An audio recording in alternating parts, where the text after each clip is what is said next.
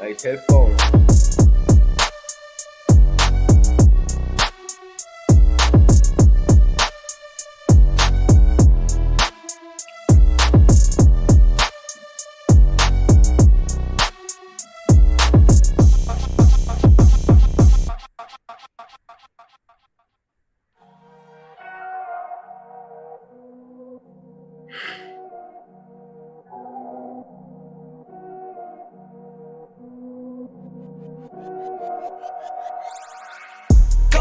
Me go beast on them. I go beast. Go deep, I OD on them. I OD. Apply pressure, put heat on them. Put that 500 degrees on them. 500 degrees. Go dummy, go beast on them. I go beast. Go deep, I OD on them. I OD. Apply pressure, put heat on them. Put that 500 degrees on them. 500 degrees. Countdown, levitate. Going up, elevate. Watch me demonstrate. On time, never late. I grind, celebrate. No pump, fake, hesitate. I've been scoring every day. Champagne, Perrier. Since 9-3, been in the box, now I'm stepping up to home.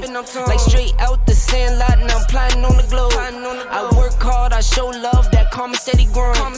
Got this far, I go hard, let God take control. I was starving skinny, now my weight up, got no energy for haters. See you trying, see you later. I'm shooting for the stars, need no laser beam, blowing like the greatest, but it's one who's always greater. Go dummy, go beast on them. I go beast. Go deep, I OD on them. I OD. Apply pressure, put heat on them.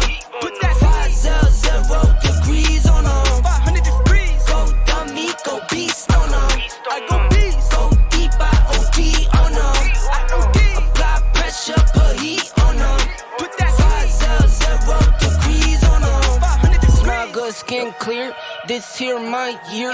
Hey, look up here. This here my tier. Same fit 4 days. I grind 4 ways. I play no games. All me, no blame. On the wave, my own wave. Can't stop my shine. In the lane, my own lane. Can't stop my grind. 40 yard in the V12 and like 1.5. At 19, I cleared 19 in a month, no lie. Oh God. I was starving skinny, now my weight up, got no energy for haters. See you trying, see you later. I'm shooting for the stars, need no laser beam, blowing like the greatest, but it's one who's always greater. Go dummy, go beast on them. I go beast. Go deep, I OD on them. I OD. Apply pressure, put heat on them. Put that 500 degrees on them. 500 degrees. Go dummy, go beast on them. I go beast. Go deep, I OD on them. I OD. Apply pressure, put heat on them. Put that 500 degrees on them. 500 degrees.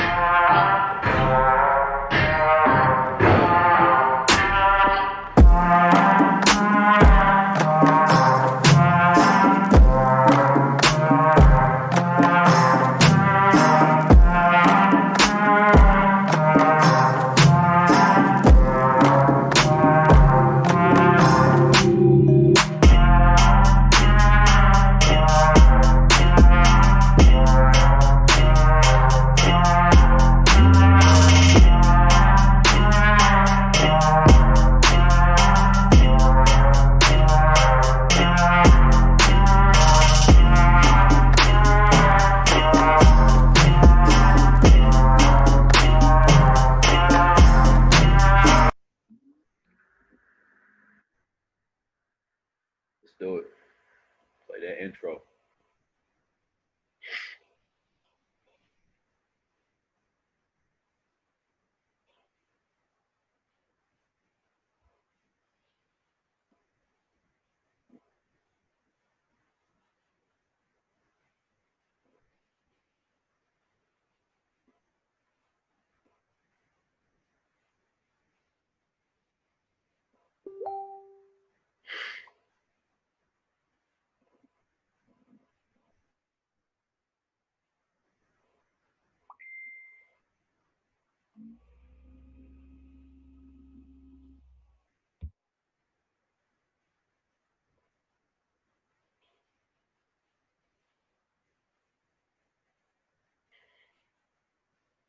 Oh yeah, she just hit back.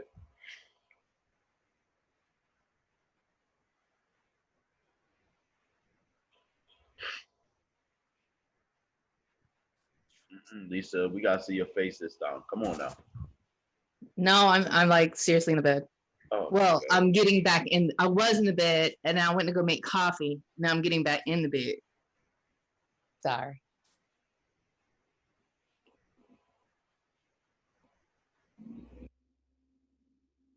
Oh, you're already live? My gosh. You said 9:30. It's like right 9:30 right now. Oh man. You Wow.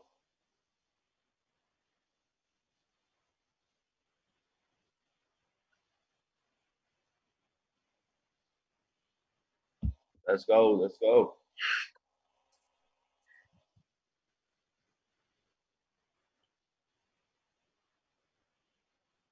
Jeez Louise.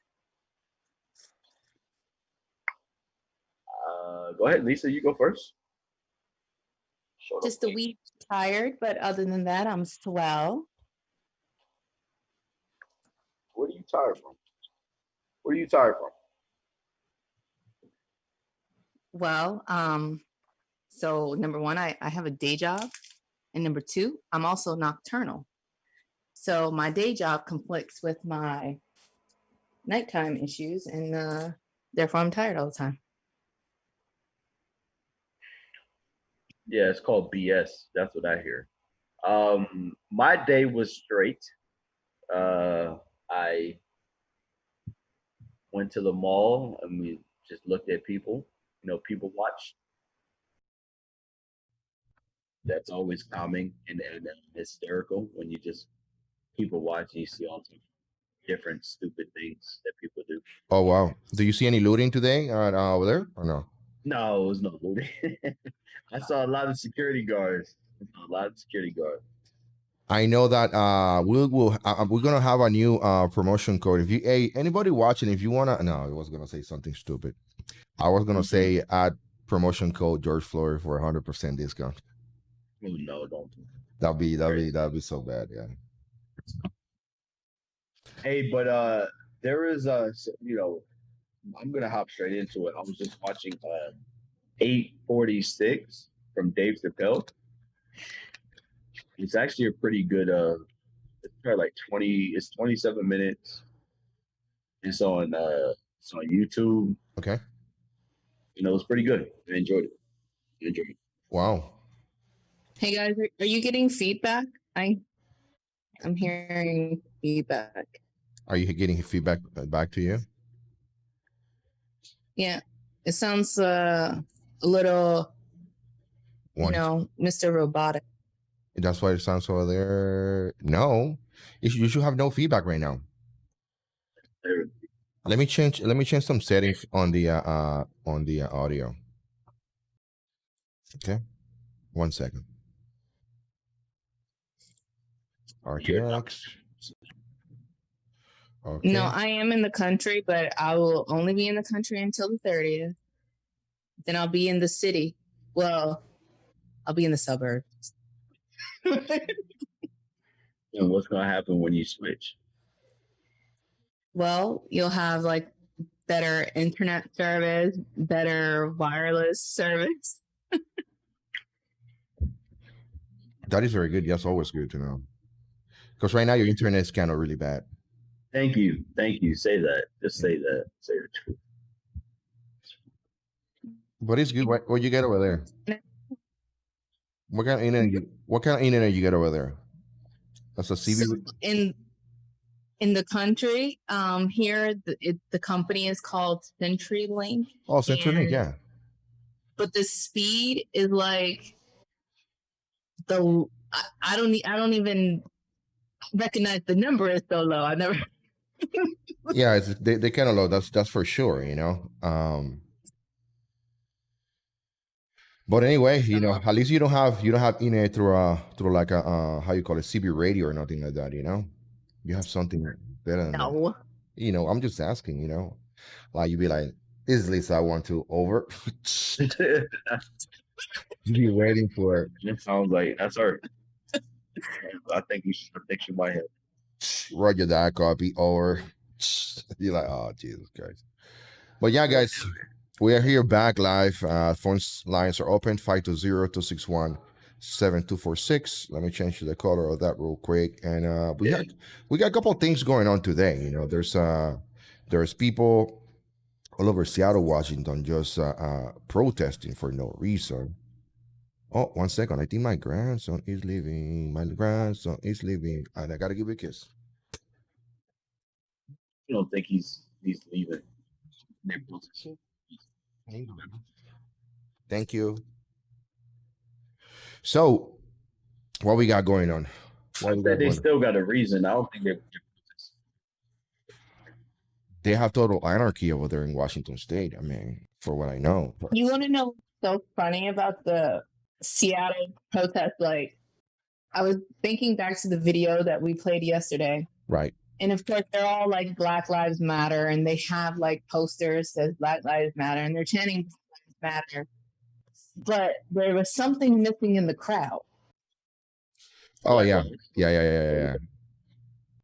What's missing? Yeah.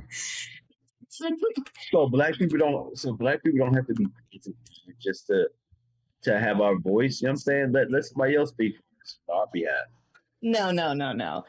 Seattle is a big metropolitan city. There are Black people in Seattle. It's not like Cheyenne, Wyoming, when they had their, post. I would not expect Black people to be protesting in Cheyenne, Wyoming.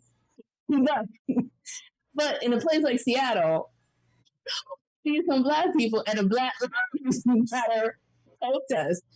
Why? My dudes, Now, I noticed the same thing when I was leaving work today.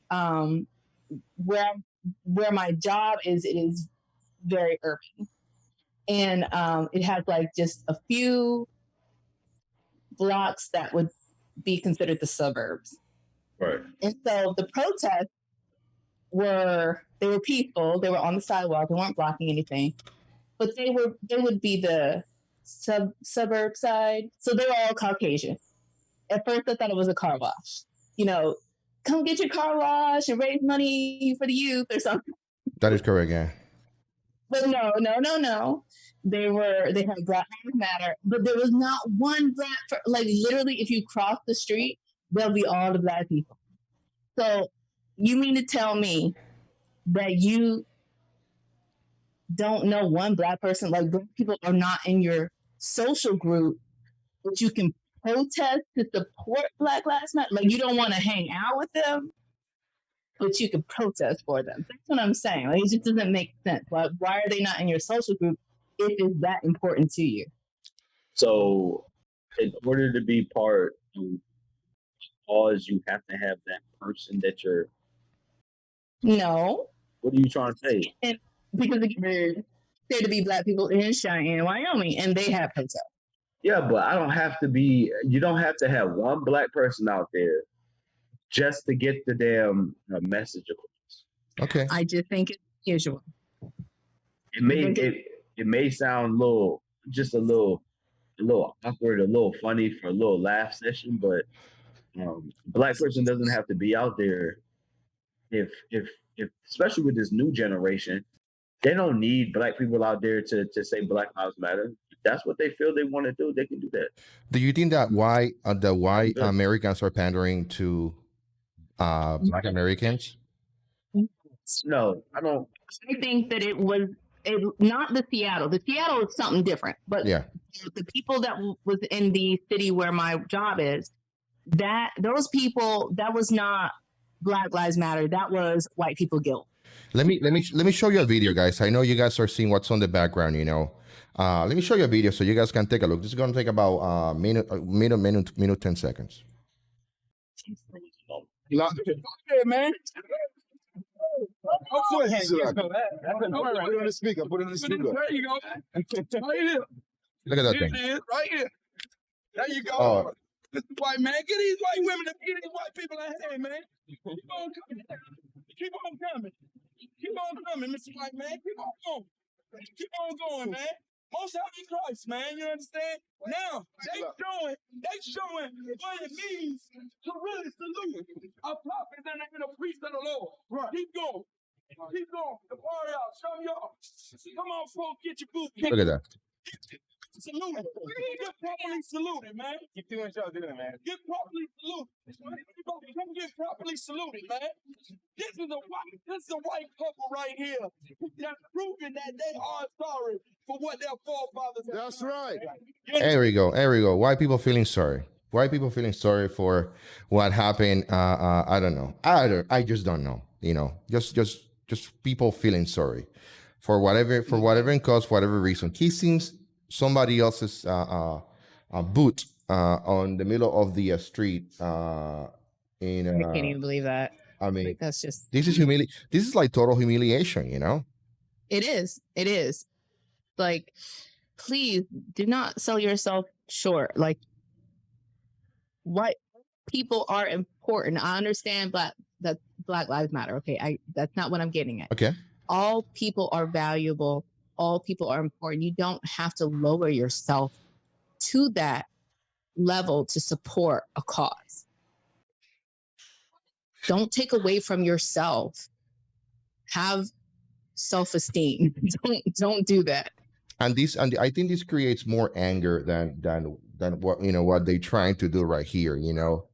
Either if it's from the Black people. I'm pretty sure that there's Black people feeling not feeling too well about watching these kind of actions happening. I know there's probably many who will feel good about it, but I just don't see it. I really don't see how doing this is going to help anything. But if you giving out pedicures, though, I'm all for that. I'm right there. I'll be the first one in line. Amen. Diesel. All right, so for the video, I think it's should have somebody kiss your boot. You're trying to degrade. You're asking for that person to degrade themselves, and these stupid couples or whoever these two people, they thought it was funny because they don't really see the significance of what they're doing. Faces on the YouTube, you don't see. As far as you say, well, all lives matter. You know what? Where was that sentiment or that statement prevalent when people were being hung by the poplar trees in Virginia? Where's the all lives matter? And when was that? And when was that? When was that? That was Yeah. That was the 1900s. I don't know, 1940. I don't know the date. I can look at it. But so you don't think that America? You don't think hold on. I'll let you speak. Okay. I'll let you speak. And if they didn't matter then, so when did they matter? I mean, because they didn't matter then, and so now we're saying, hey, they should matter now, and you're saying, well, Black lives, they matter, people matter. So what I'm saying was, where was it when the Constitution, or we had bills, like I said, bills being passed, Jim Crow, Willie Lynch? Where was the black people? We all mattered. No, we didn't. So you could go ahead. So I cannot live in the past. I have to live in the day and look towards the future. And I wholeheartedly believe that America as a whole has evolved. I do not think that we are the same America, 50 years ago, 60 years ago. I was in the military, and I do know, especially with the military law, uh, black people, or people of a different complexion than a white person, they get penalized from the UCMJ a lot harder than a white person. There was actually a study done, and statistics were put out, and that was their evidence and their proof that the fact that we get that my brother, whoever, I'm saying, of the same skin color, will get prosecuted, will get charged with something, and it's lots and white. If, for example, there was a white guy, I don't know, he was actually going to college and he raped a girl behind the dumpster, right? I know you guys remember this. He raped the girl behind the dumpster, and the judge said, "Let's not take this young man's life. Let's go ahead because he has a future ahead of him." It was rape, but when we talk about something that didn't happen, it was the prospect. I think they're Central Park 5, whatever. They're in New York. They got wrongly accused of rape, but because they were 5 black people, they got sentenced to prison, wrongly convicted of rape, to prison. And then it was just recently they got released, expunged the charges, but you took 20 years of their life for something they didn't do. Have you ever heard of the Memphis Three? Tell me what you heard. Tell me what I heard. Well, there were 3 teenage boys. Well, one of them I think was 18 at the time. They were falsely accused, charged, and convicted for killing, I believe it was either 2 or 3 little boys. They were accused of mutilating the body and the genitals. Was this called? What's called? Memphis Three. The one that was 18, he was actually on death row. He was on death row. That means in isolation. I know what that means. For it was either like 15 or 18 years, something like that. And then they still, even though it came out that there was not one iota of evidence that said that any one of them was remotely related to the incident, the cover-up was so strong that they still wouldn't let them out the prison unless they actually pled guilty or they made an Alfred plea. Okay. That was the only way that they were going to. Lisa, you're breaking up. No, they had nothing to do with it. I'm sorry. Lisa, that's okay. Can you get back 30 seconds or so? Here it says West Memphis.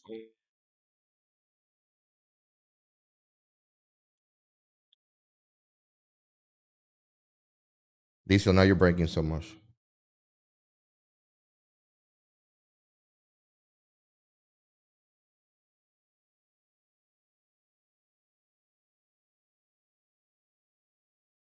One second, guys. We're having a little bit of difficulties right now. I'm making sure that everything is okay. Let me not just me. Let me make sure that everything is okay on my side.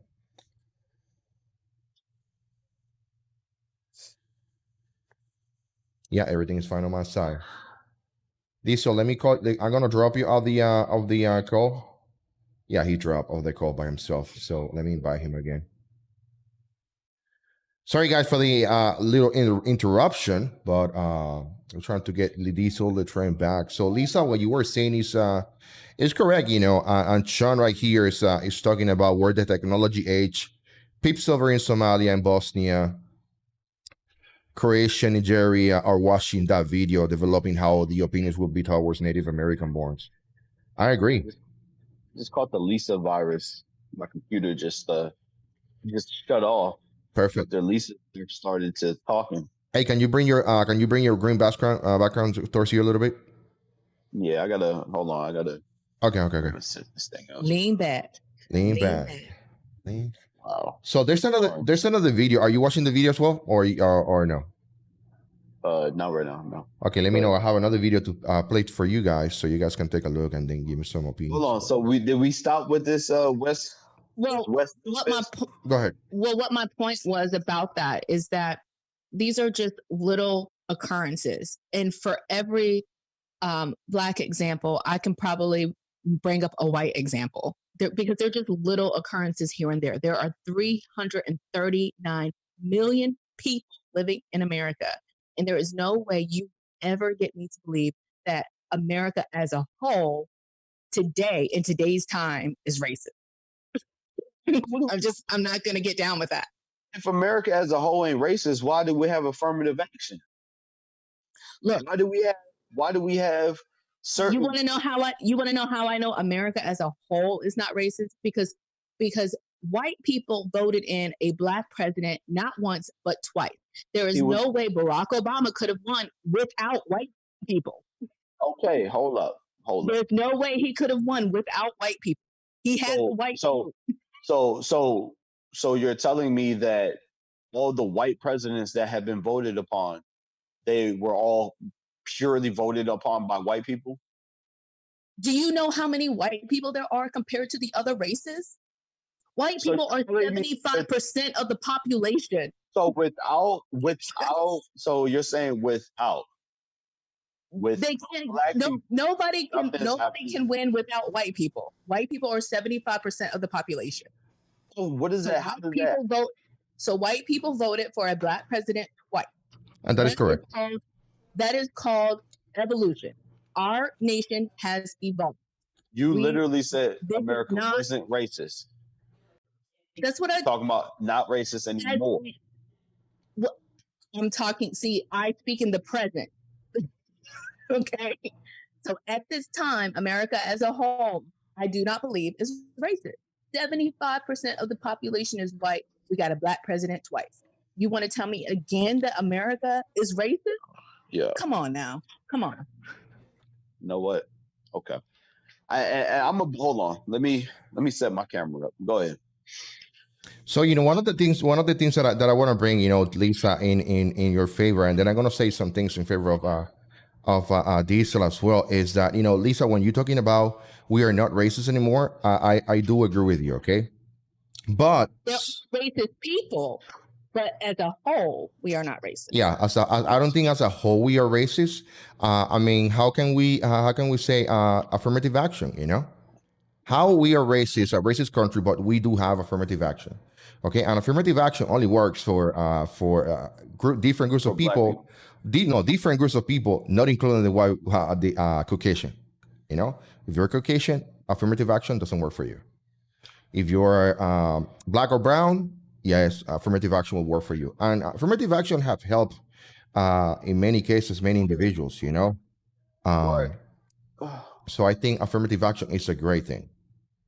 Now I assure you that affirmative action is less found in the private sector and mostly found in the public sector. So people trying to get government jobs, you're subjected to affirmative action. I guarantee the private industry, they still follow the equal opportunity laws, but they're not doing affirmative action. I can tell you that right now.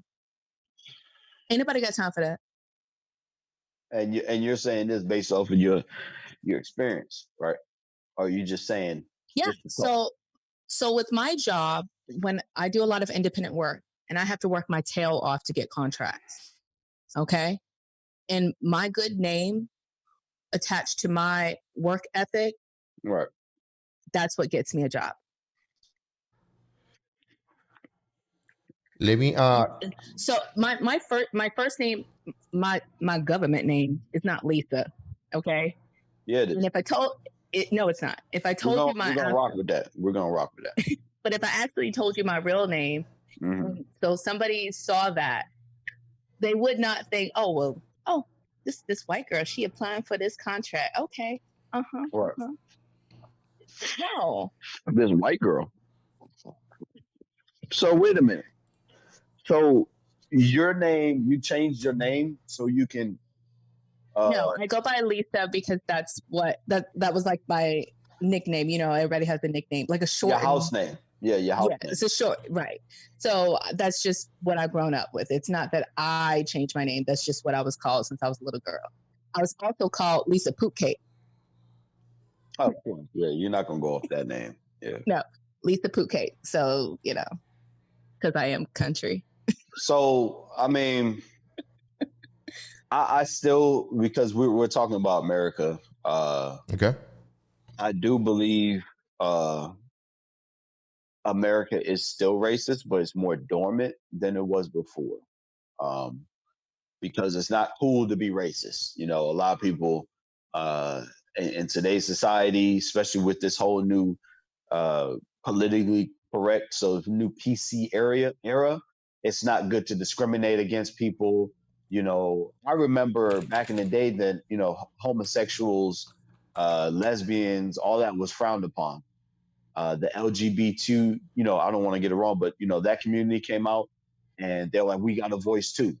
You know, it shouldn't be, you know, and since then, I believe there's been a paradigm shift where it's not cool to voice your racism, but when you do it inside the confines of your house, and you make sure no one hears you, and you make sure you're not running for any type of political government or political power. But I still believe that racism still exists in America. I didn't say it didn't. Oh yeah. You said we evolved. You said we evolved. So when you evolve from something, it's either you're no longer that thing. So there are still racist people that are here, but the country as a whole is not racist. Well, it is not 50 years ago. If you're saying that there's people inside of the country that's racist, that makes part of the country racist. They exist inside of the nucleus of the country. So now you're just you're just beating a dead horse. You're splitting hairs. You're focusing on this one little minute thing. I mean, I said my point. I will give you my a point strong is not valid, and you believe that there's no race. I'm telling you I do. Let's agree to disagree. That's what I will give you a strong statistic. Well, not even a fact showing how our country evolved. So, World War II, the KKK membership was over 100,000. Now it's 6,000. Lisa, I just find out today that it's under 5,000. It went lower. It's under 5,000. So yeah. So I am not gonna go. So that's what I mean. We have. I understand, but that's what I'm saying. Once again, racism was popular back in the day, where it was, I can speak on how racist I am, just the same way how people would speak on how heterophobic they were, and there would be no repercussions. Now in today's society, if you voice what you really feel, then you're going to be ostracized from the popular group or from the majority of people who are being dormant because they have to be in this PC era. That's what I'm saying. So it's not necessarily it's not necessarily that it is abolished or evolved. It's just dormant. And that's what I believe. And that's why you have certain. I disagree.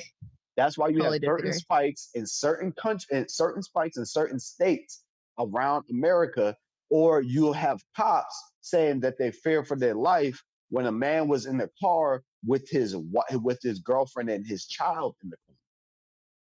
And the cop said, "Oh, I fear for my life." You keep talking about an individual here, an individual there. There are 339 million people that live here. Yeah, but you just 339 million. You just spoke about the KKK. So if you can speak and give your facts, then I can speak. Because I was showing you how we've evolved. So, you're naming an occurrence here, an occurrence there. Okay. So there's one. So tell me how many registered Black Panthers. Tell me how many registered Black Panthers there is now. 1 second. I don't know the answer off the top of my head. But what I'm saying is, if you bring up an occurrence once a year, And there are bringing up occurrence once a year. 339 million people that live here. So what Are you you want me gonna to do? say because there is an occurrence once a year in the country? What do is you it want me to racist? do? You want me to look up the case in which their own police department, the internal affairs, ran an own investigation and realized in this certain area they were pulling over majority of minorities compared In to a white certain people? area. Yes, I You're mean not they've listening done, to what I'm saying. but I they am did saying their I own am saying the study. country as a whole. Okay. Of course, there are still racists And that I'm live telling here, you, but I'm talking about as a whole. I'm telling you that fact of the country as the whole is skewed, and it is not a valid statistic because it is No. not popular to be racist in White America. people did not Oh my vote God. on a secret ballot where nobody knows who's God, voting for bro. who. Guys, I think we're President. 1 second. Let me say something. So one of the things that I see right here is that when we approaching this subject, racist, okay, we're talking about racist, and then I'm pretty sure that Mark, I'm not sure, I don't want to put words in your mouth, but I'm pretty sure that you're referring to white people. Is that only white people? Because when I talk about racism, I'm not just white people, but okay. They're the only people that we kind of correlate with it because they've done so much damage to other people of different races. Okay, so if we really took a look at racism in not just in the United States but in world history, the story will be a little bit different. Okay, because the first slaves that got brought into the first slaves that were taken from Africa, they didn't come to the United States. Okay. Right. The first slaves in America. No, the first slaves taken from Africa, they went to Europe. Servants. You know, indentured servants. Yeah. Yeah. So, and then if we go back in history, you know, we can go back to biblical times when we have people from Israel being slaves from people from Egypt. So, you know, are we going to focus on the last 500 years, or are we going to focus in world history? Slavery wasn't initially a racist thing. It was a business arrangement type of deal. In my perspective, I could be wrong, but I do know when they were indentured servants, they served their time during servitude, and then once that servitude was over, they earned their freedom. Same way when we went back in the biblical times, I think they were captured or conquered, and that was a prisoner of war type of scenario. When it came to America, it was like they were legit bought and paid for. And I think their children became slaves or whatever, right? I think it was passed on like that. It was no different than here in America. Are we talking about the release? They were set free. We talking about Egypt, right? Yeah, well, no. They're just only talking about Egypt. God set them free. Yeah, God, yeah. It was all around the world. So they were set free because of the plagues and the pharaohs. You know, we all know the biblical story. In America, they weren't. First, they were, like I told you guys already, black people were viewed as cattle, and they were bred. And is that, and that's, they were bred, and then systemically, the families, they taught you how to breed them, taught you how to destroy a family, take the father out of the house. I already preached all this already. And I think that's my issue. Okay. The fact that America, black slave owners. I don't, like I said, I'm about to just get my point. You can get your black slave owner. Go ahead. But the fact that America won't really take full responsibility or credit for what they did is what bothers me the most. Because if you say, you know what, this is what happened, and you lay up nothing but facts, and you say this is egregious, this is this, you know, Lisa, what triggered me the other day was you said there was a bill in the Senate that would never be passed, was reparations. Why? Like, It's also in the House too. They each have their own reparations bill. it's like why? Like, if you guys are truly, let my people go, like the Pharaoh did, the people. You know what I'm saying? Let them go. Let them. Don't say, hey, slavery was 500 years ago. That's it. Like, it. No. Like, let's sit down. Let's really go down and let's really say, let's hold people accountable. Because when the Holocaust The happened, people who were accountable they are held. good. Yeah, but the Holocaust, we're talking about their family, their lineage, the people who've able to. Why would you blame their family for When you look at for stuff when that you look people at the did 400 Holocaust, years ago? when you look at the Holocaust, people were held accountable for their actions of what happened that day. At Or the that- time Yeah, we're it talking. happened, We're talking. family members are not being held accountable now. Yeah, we're talking. We're talking modern history. With modern history, people being held accountable for. If So the slave master was still alive today, I would agree with you Lisa, that it's fair to punish the slave masters. I'm talking about family. that was an example, but I'm talking about modern history. So now let's hold these individuals who have obviously been racist or obviously shown some type of something towards the opposite or whatever. Let's hold them accountable. That's all I'm saying. Hold them accountable. If Jesse Smollett, when he was oh like, Jesus, yeah. Black Lives, these two Africans jumped me and they had a MAGA hat. He was trying to weaponize racism and trying to grow. Yes. Yes, he should be held accountable for that crap. Because what if that would have caused a riot and someone would have died? He should have been held accountable for murder or inciting some type of riot. That's what I'm saying. So let's talk about racism. The way I'm not racism. Let's talk about the those black slaves, okay, or what we call in history as the Atlantic slave trade. Okay, we know that right now we're trying to pass bills for reparations. My question is, who's gonna pay for it? So on my question, I start thinking, you know what?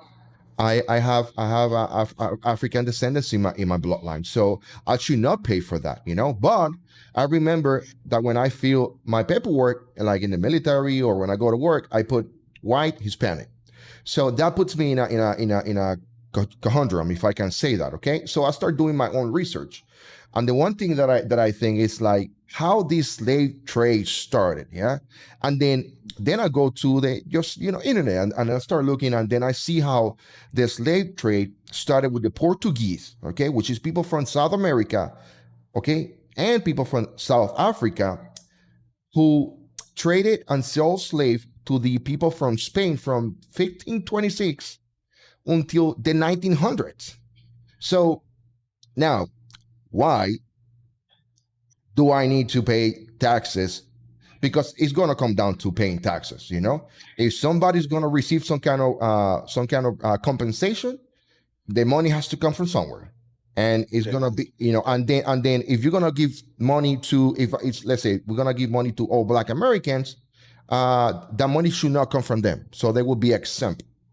So I mean, Ricky's like, I've been checking the wrong whole time. I'm about to have to pay some money. I mean, we got 75% of white Americans in America, so they're gonna pay that. They're gonna pay that. That's what she said. Why? 75%. Why?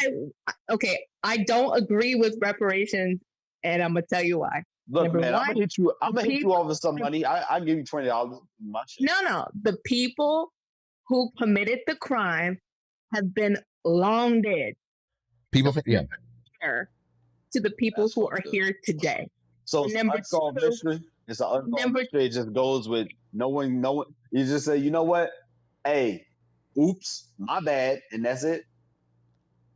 Is that what The you're saying? people who committed the crime are no longer alive today. How?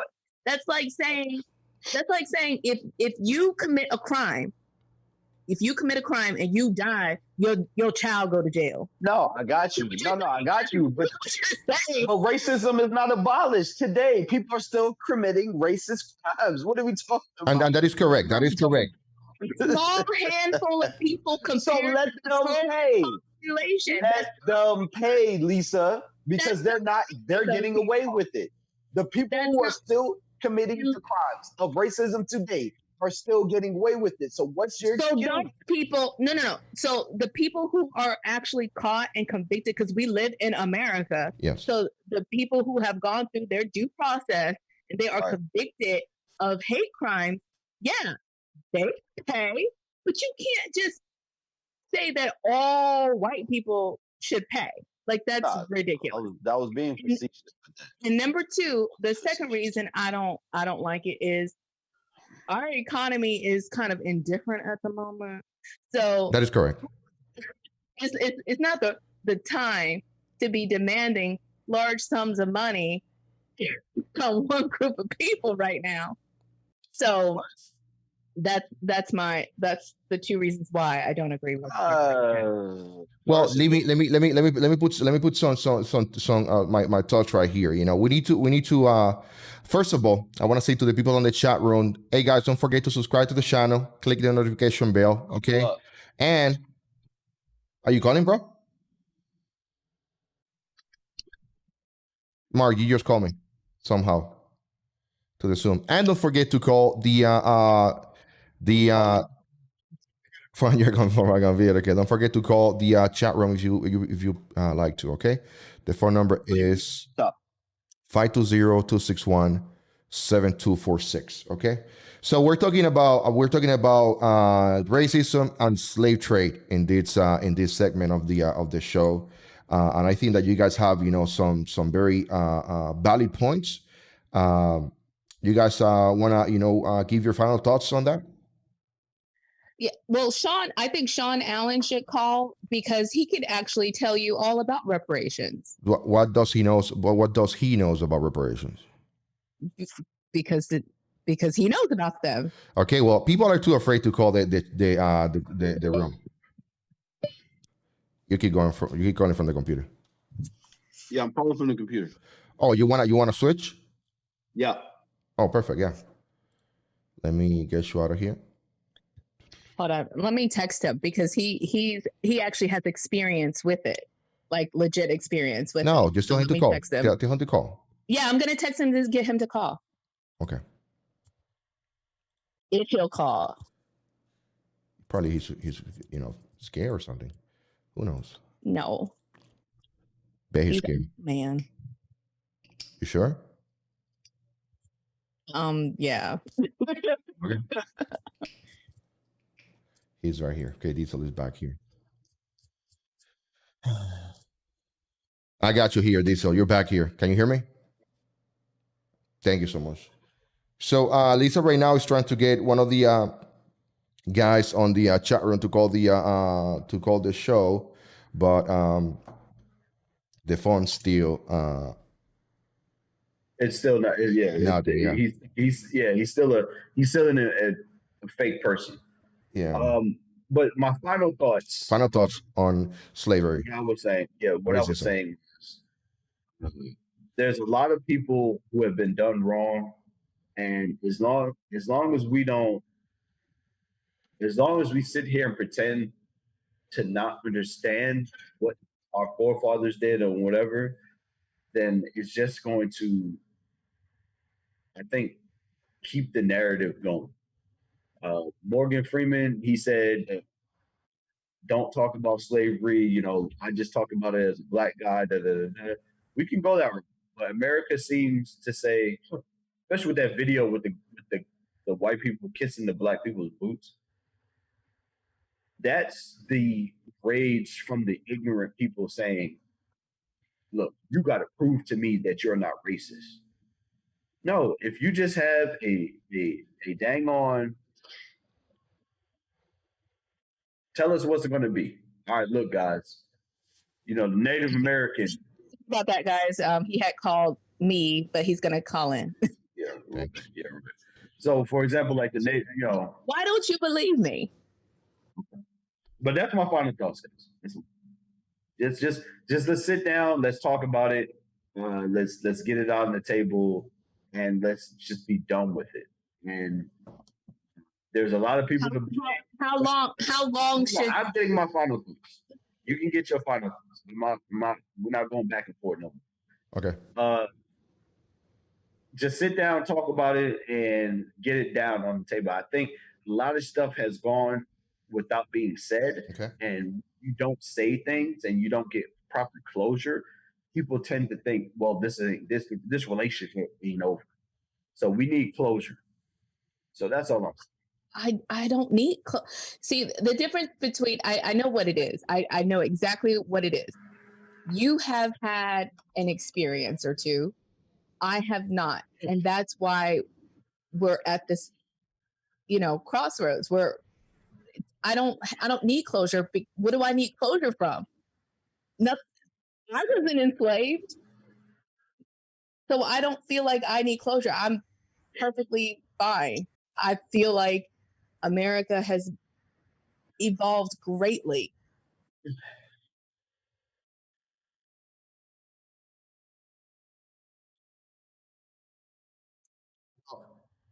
I'm not going to go back. So my final thoughts on this, guys, is I'm in the middle of this conundrum. Again, when I check on my papers, I assign white, Hispanic. By me having DNA descendants of African Americans and Tainos and I'm in the mix. Where I'm gonna be at? Am I gonna be paying taxes for this shit? I'm telling you right now, I never had no slaves.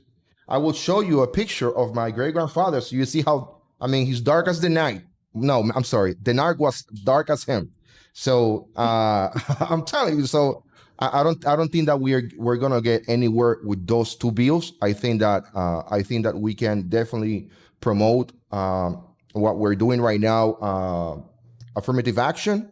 To take it to a next level. I think we can promote what President Trump is doing, which is keeping the employment for blacks and minorities low. We can continue with that, but I don't think how a monetary compensation will be valid. That's what I think, because who's gonna pay for it? So that's my. I check the box other for everything, only because of the government. You've been waiting for that check, huh? I do not want the government to feel like they can define me by a box.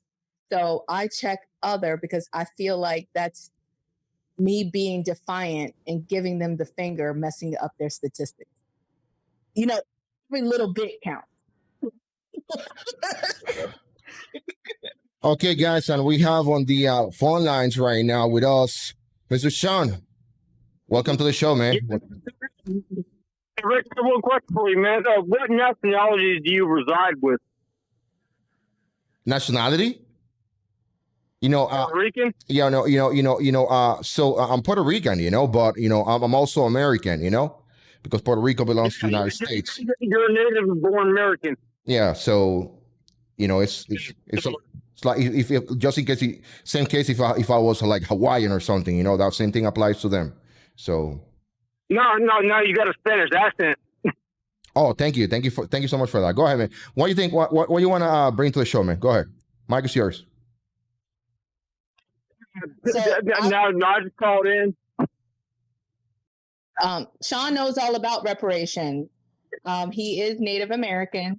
Tell us about the Native American experience. Oh, once. He's Paiute Indian. Tell us all about life as a Paiute.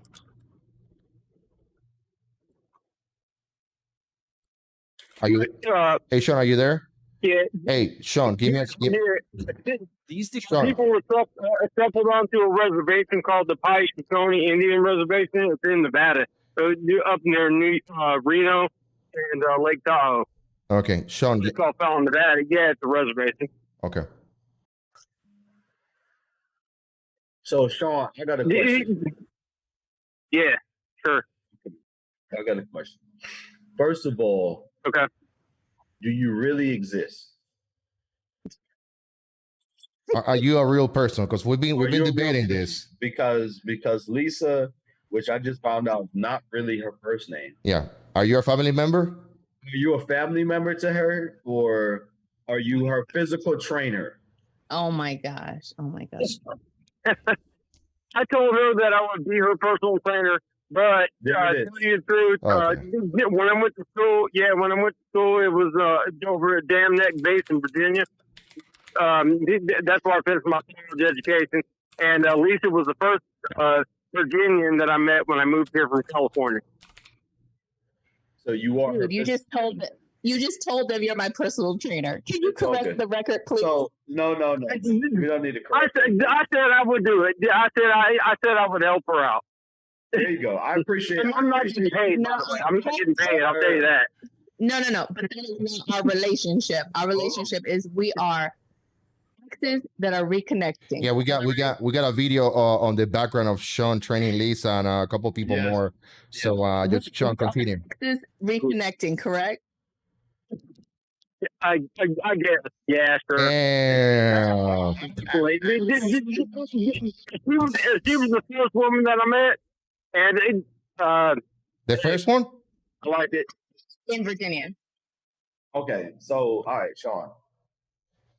First of all, I would like to thank you for your service, because it is it's very hard to thank you both to deal with Lisa. You know what I'm saying? I've spoken to her for this is what the week three probably, and I'm about to pull my hair up. But the question I had was racism. Okay, you know best, because I know a lot of Native American. I actually have one good friend. He's Native American, straight from came out from his not the reservation. Okay. And he said that they don't like anyone. There's some truth behind that, because there's a whole another level of racism. It goes by tribe. So it goes by tribe. Also, my dad he didn't like Apaches, if that makes sense. Yeah, that does. So yeah, it's a whole another level of racism that I don't think the average man goes through. But so okay, so is that considered racism, or is it considered like classism? It's territorial. To me, I kind of group it all in with the same thing. It's territorial. It's color. It's not even like the darkness of your skin, but it's also like the way you're raised, and how many family members you got, stuff like that. And so, how do you feel? I was a leader to everybody on the reservation. How do you feel about the current situation that we're currently in with America and its race relations that we are obviously seeing take first seat right? My personal opinion is that I think they need to take some of the authority away from the police officers. That's just my personal opinion. I've had a couple run-ins and some that were way outside of protocol with certain police officers over here in the Hampton Roads area. And, so I just stay home now. I don't look the part. I'm definitely not from here. So, but yeah, no, they got to take some of the authority away from the police officer, in my personal opinion. Hey, Sean, can you give us a couple examples? Because right now I am seeing what is happening in Washington State, in Seattle. I mean, these people, what the liberal governor calls a peaceful protest, is expanded to 6 blocks of the city. Okay, people from Seattle are scared, afraid, leaving the city, and there's crimes and rapes being committed over there. So, what kind of powers are we taking from the police force and putting to somebody else's hands? Well, I'm not really sure what the answer is. I'm trying to think it through, but honestly, they can't use deadly force anymore. That's just something I come up with. You can't use deadly force. So there's other methods. Yeah. This is 2020. We have so much technology right now that you can subdue people without having to kill them.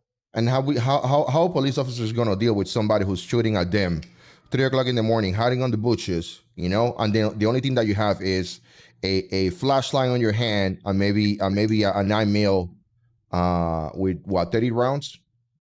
You know, basically. I think Ricky, I think you might Yeah, be you're a low level guy. Yeah. I can't have an AR-15 sitting here. Yeah, some of them they do, but I mean, you don't bring your AR-15 out of your vehicle on every time that you get in contact with people. Coming in for not if I'm coming in for a peaceful protest. I would not bring an AR-15.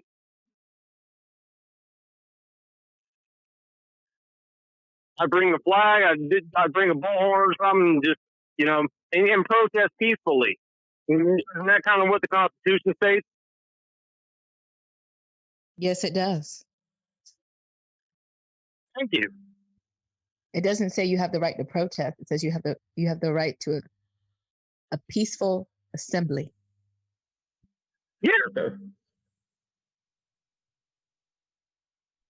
The fact that they're burning cars and stuff like that, and they're destroying stuff.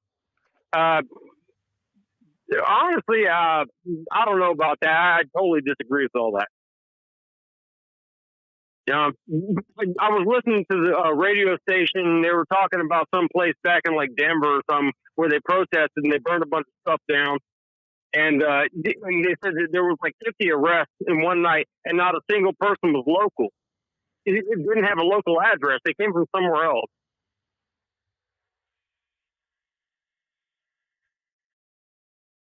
So Sean, I'm gonna show you a video right now, okay? And then we're talking about how the police will deal. We're talking about how the police will deal with individuals on the road, okay? And I know we're getting right out of topic, and that's okay. This is what the show is about, okay? No. The problem I have is that I'm on my phone, so this is the only way I can view the video. And that's okay. So hang up. No. Do you don't hang up yet. So I'm gonna narrate this for you, okay? So in this video, okay, I am showing a police officer, okay, getting some interaction with an individual, okay? And then what is happening here is the officer gets to the car and he smells some marijuana on the car, okay? Okay. Now in a couple seconds, there's a camera from the officer from the side of the vehicle, another camera from the back from the trooper into the Cadillac Escalade. Okay. This guy has no marijuana card.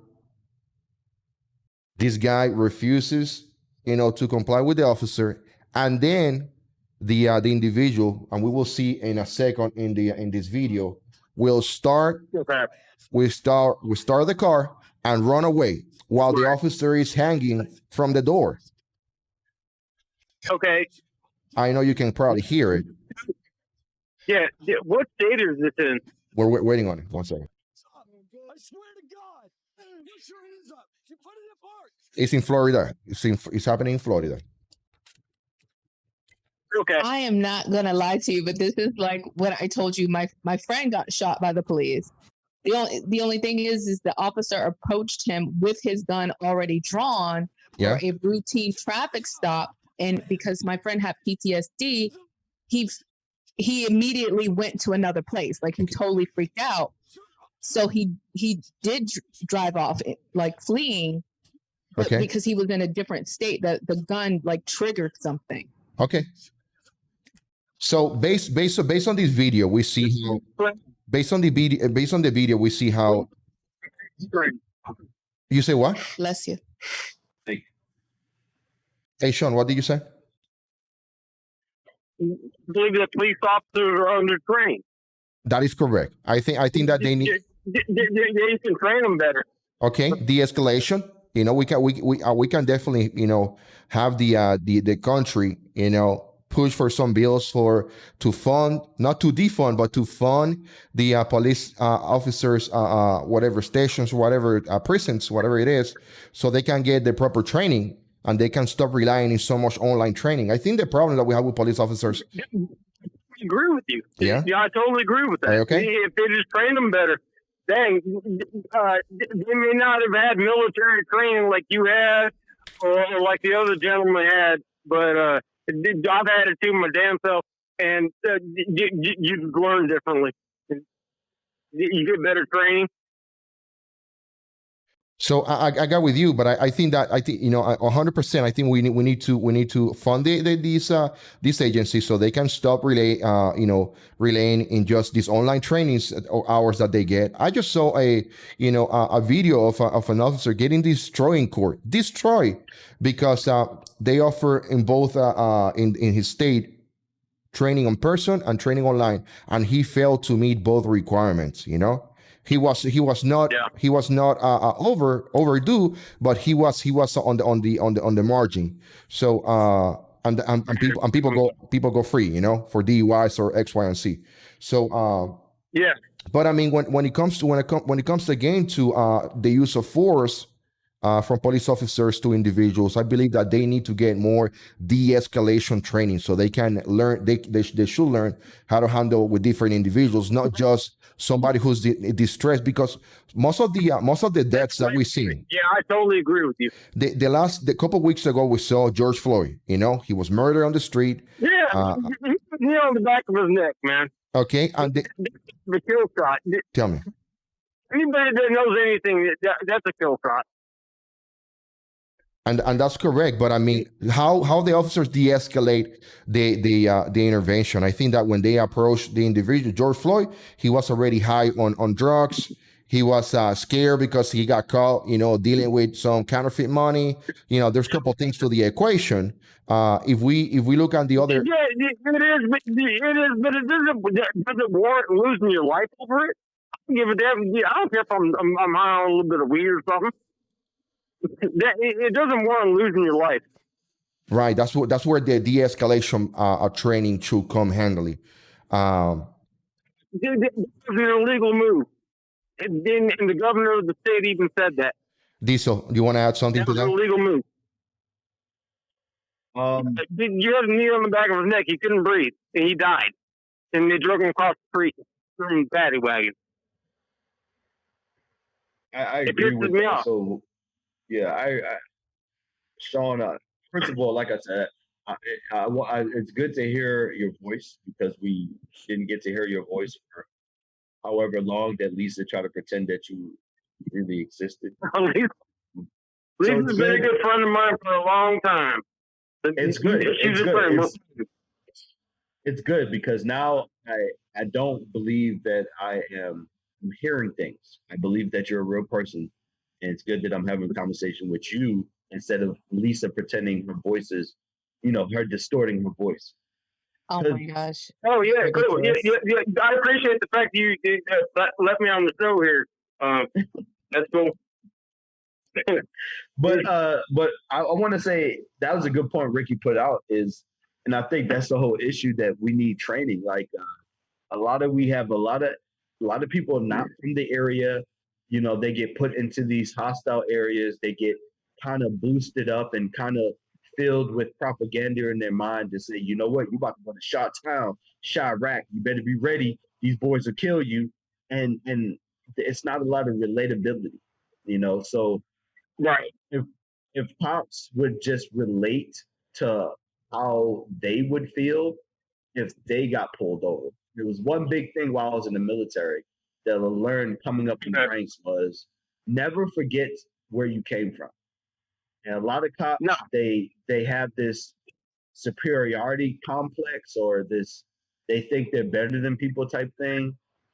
And they forget where they come from and they forget how nerve-wracking it could be to deal with another police officer, especially a new face. I say it all the time. I meet people with kindness.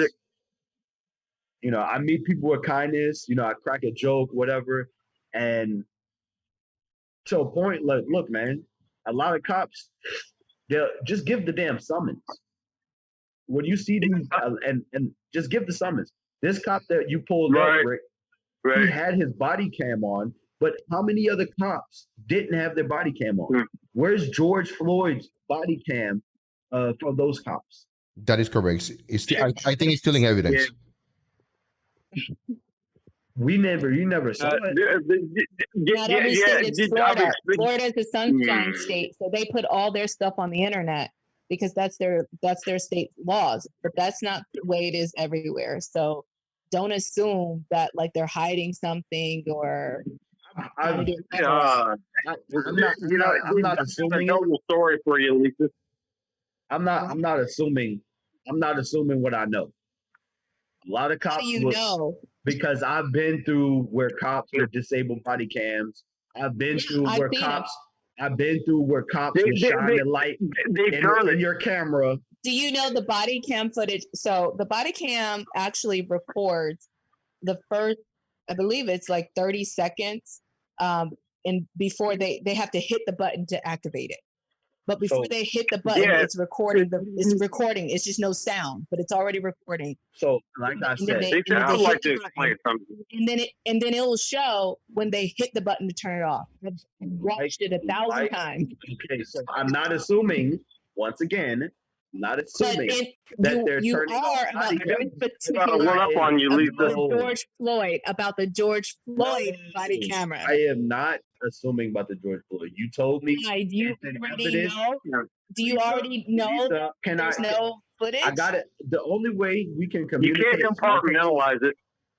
Yeah, one person speaks and another one listens. So all I'm saying is, you told me that George Floyd is an incident where the body cam is in evidence, and I said, okay, cool. I agreed to disagree. I don't know it. I don't know what's happening, but I'm telling you. All right, dude. I'm telling you from my experience that I know cops turn off body cams. I know cops put on the shining light in your camera when you're recording because they don't want you to record. And they're saying, well, I'm not taking the camera from you. You're in 100% right to film this. I know that. You have every right to film it just like they have every right to film you. Right.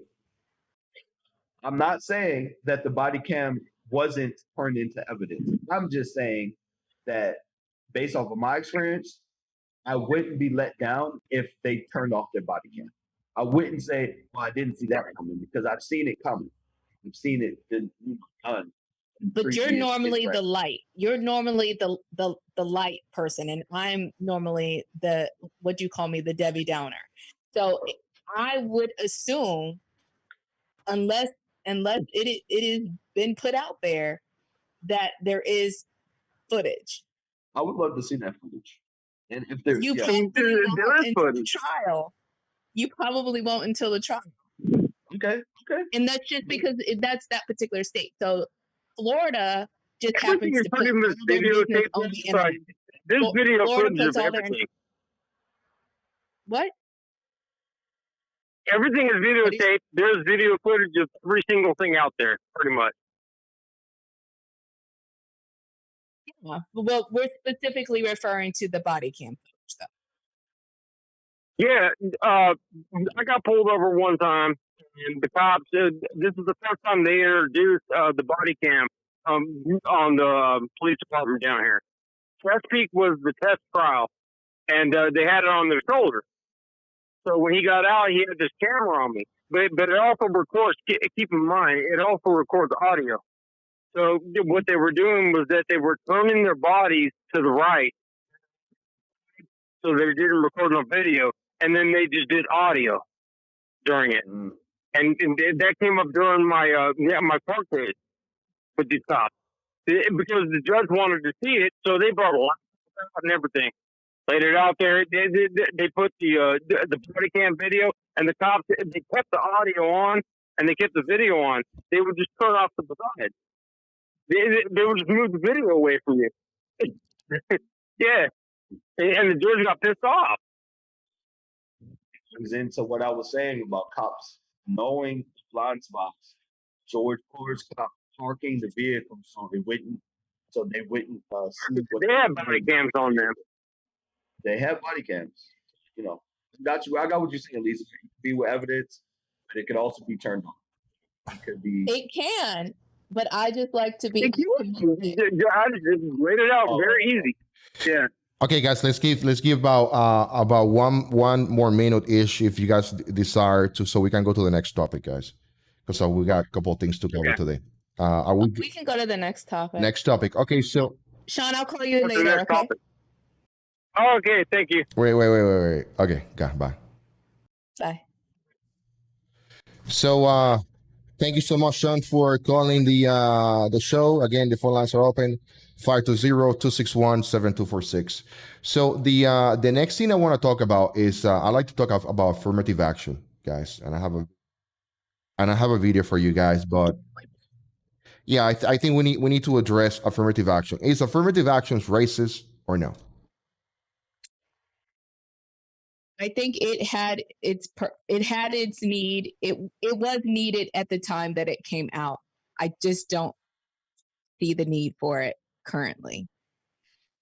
But it was valid at the time that it started.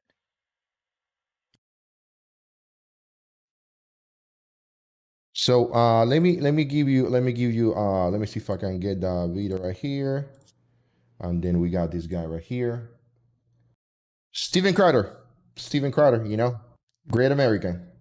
Some of you guys just don't like the guy, so that's okay. Right, that for example, an Asian American female student would have to score higher on the SATs to be admitted in comparison to a white male student. I don't think it's right, but again, I just think that's what's got to happen because we live in an imperfect world. Okay, so you think it's okay that female Asian American students have to do better than not only black students, but have to perform better than white Americans. In other words, Asian students actually are unfairly treated in comparison to white Americans. So you would have to argue, I suppose, that Asian Americans have been less marginalized than white males. I haven't seen any numbers that prove that. Yeah, I mean, if you just look at the numbers, for example, at Harvard, and I can show them to you afterward, the average scores that were required to be admitted into higher education, Ivy League schools, with Asian Americans, it was 1350. With white Americans, it was 1310. With black Americans, it was 1100. So an Asian American female student would, on average, be required to have a higher SAT score, higher performative metrics academically than a white male. So now, I know that some of people on the chat room already start talking about it. So what we think about this, guys?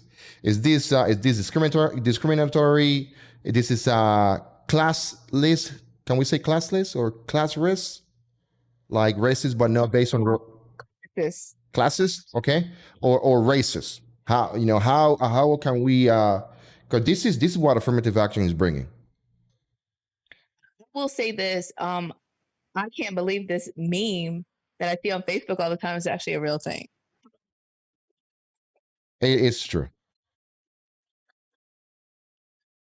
But okay, I digress.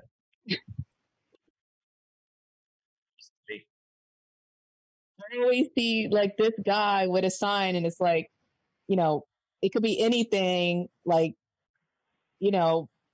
butter on Pop-Tarts is the best. Change my mind. And see, stuff like that all the time. And I'm like, I just thought it was a meme. I didn't know it's a real thing.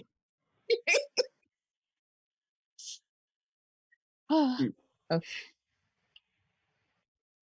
No one should, based off of their race, have to score any higher.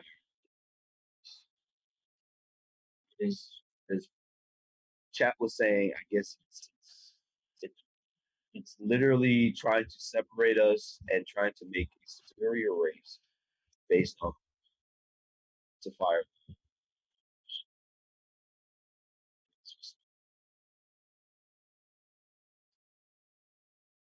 Because I mean, even when I was a kid, we were always taught Asian people like 100 times smaller than us, and they'd use the abacus and all this other stuff, and so we just felt we couldn't really compare it to Asian people.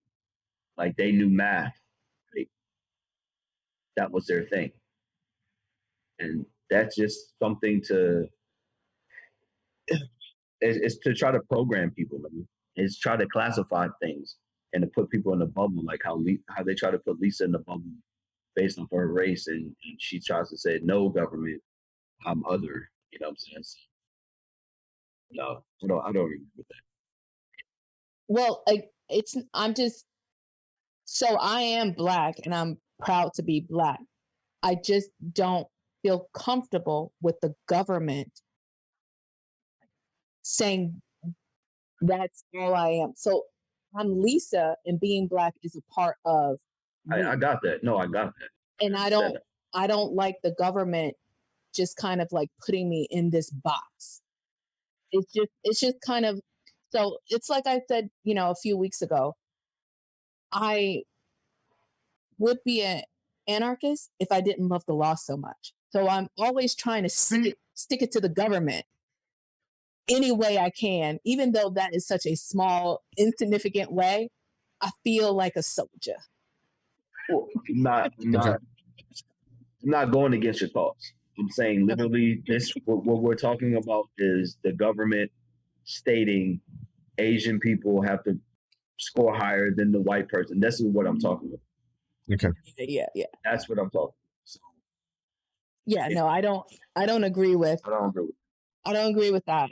Especially not in this time. Like in the 80s, I understood it. The 70s and 80s, because it was tough for Black Americans to get a job, and I totally get that.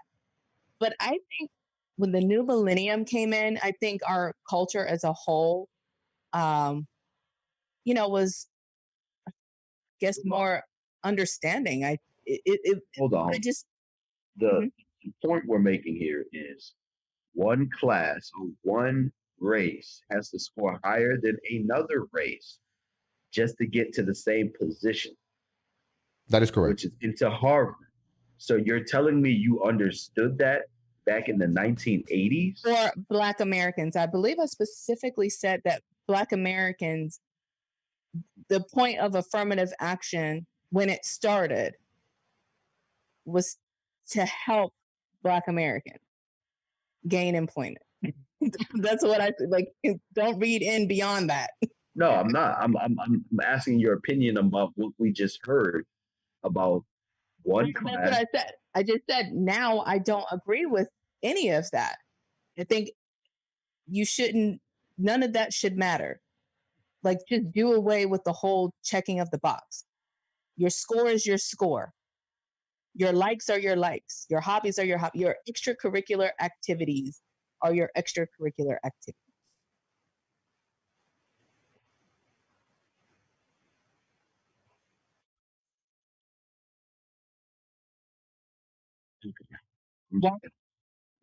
Why does race factor in to getting into college? Correct. And that's funny. How could you? So, how was this understandable back in the 19 whatever you said? How was that understandable? That race, because they wanted to give Black people the opportunity. Yeah. So in the 80s, in the early 80s, things were different in America. Am I right? How old are you? Well, we're talking about the early 60s. Oh no! I'm talking about even the early 80s. So, the question I'm asking, because maybe this is where I'm not understanding you 100%. Okay. Even though if they didn't have the line for it now, the testing scores. Yeah, but even if the Black people didn't have the line scores or testing scores, they were. Guys, I'm gonna get back in a second. Yeah, they were still allowed into the college because of affirmative action. Is that what you're saying? Or got hired for a job. Yeah. Okay. We're talking about college. We're not talking about the job. Okay.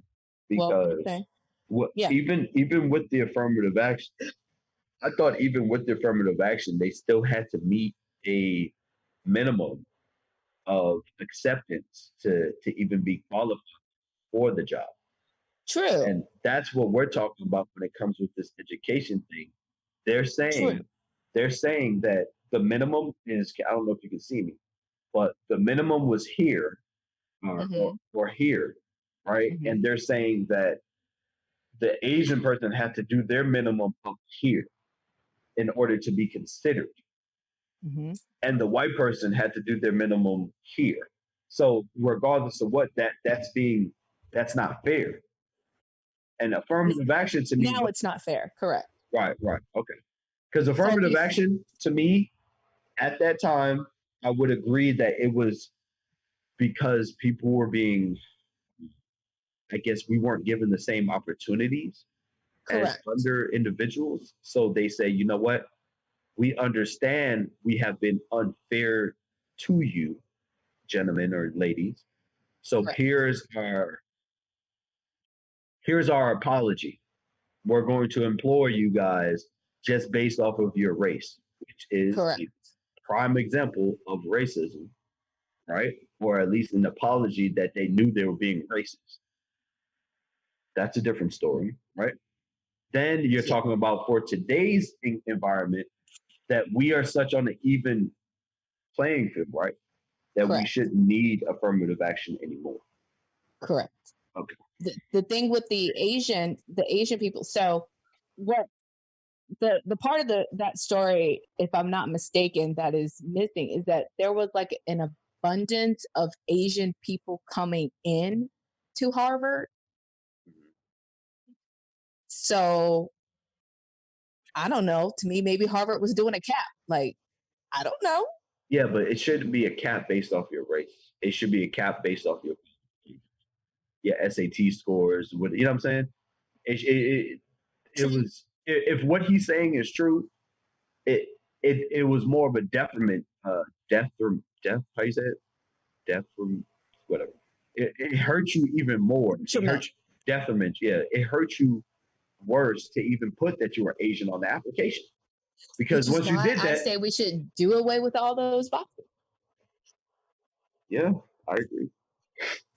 Like because when you said that your full name or your name isn't Lisa, that automatically, because I know certain people would put on their jobs applications and stuff, their names or different names that were more whitewashed or that didn't seem too aggressive. Like, let's say her name is Deshauna. Mm-hmm. She wouldn't put Deshauna. She'll put her name is, I don't know, something easy like Sade or, Deja. Sarah, something like that. You know what I'm saying? So I would see that growing up, and I'm like, why are they doing that? Because a lot of people would be aggressive. They would see the name, and they would name their children like for example, my name is Mark. It is not in a Kunte Kinte name. It's a biblical name. I can get a job with this, but my last name is Latrent. And I immediately get asked if I'm French. And so I can see how Wait. What's up? Isn't that where people go to the bathroom? Latrine? Not funny. Not funny at all. Okay. But I would immediately get judged and say, "Are you French?" And I'm like, "No, I'm actually not French, but French did colonize, and I would go into this whole spiel, blah blah blah. So I could see why people would want to do away with that census thing and definitely putting their real native name on applications because you can get judged. And this is exactly what I'm talking about, racism being dormant. We think that it's not affecting us, but you can see even in the educational system, just based off your name, they're judging. So, right. Which is why I gave my son a good, solid, powerful boss name. His name is Joseph, because that is a strong man's name. I gave him that name so that he can grow up to be a strong, boss-like man.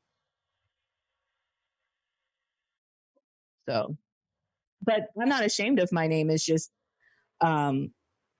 Lisa is just what I've always been called. Like I said, Lisa Poop Cake. That was my name, Lisa Poop Cake. I want to talk about. I'm back, guys. Documentary. Did you watch documentary 846 with Dave Chappelle? Everybody good? It's not a documentary. No, it was like 27. Did you guys watch it? No, that wasn't in our show prep list. You guys? No, I'm just asking. It came Here out. we go. If you guys, well, No. what's the next topic in the show? I got something. I got something here. The next topic, based on the stream, supposed to be white privilege is a lie made by the left. Yeah. Who's I don't know. But did you someone know, say that in the chat? Did someone say that in the chat? No. no, sir. Somebody call up and tell me if they believe it's a lie. Please call up. The number is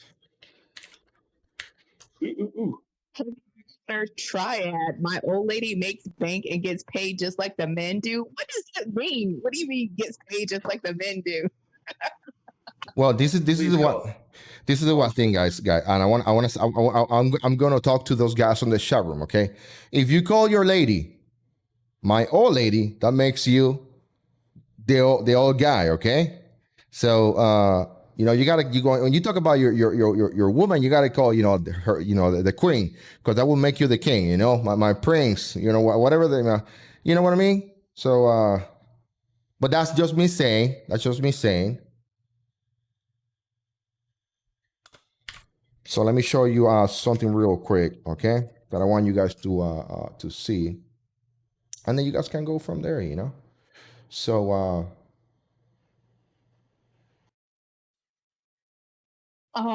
Baz Rip is WP white people card.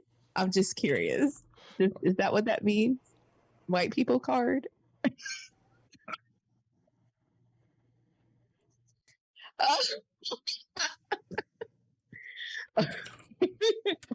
Got it. Cool. So let me show you something, okay? So let me take a look at this. Let's see if we can go from there. white privilege stuff. Yes, white privilege, yes. I think privilege is having it easier than others. You are given something more of a priority. Sometimes it's probably maybe even undeserved. Like you didn't really work for it, but you get special treatment. I never had to think about privilege growing up, like all these years in Singapore, and that in itself was privilege for me.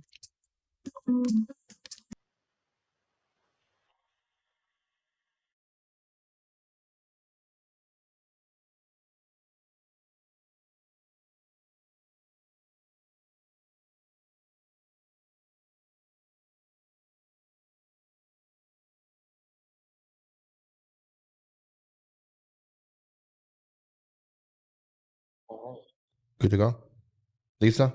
Yeah. So we totally win this. well, this is the thing, guys. You know, I just wanted to put this out there. There's no whites or Black Americans in this experiment. The other thing is that even what I saw from this experiment is even between the individuals in this experiment, there's stereotypes among them. You know. I would be at the top. I would win. I think that goes off with what Shaw was saying.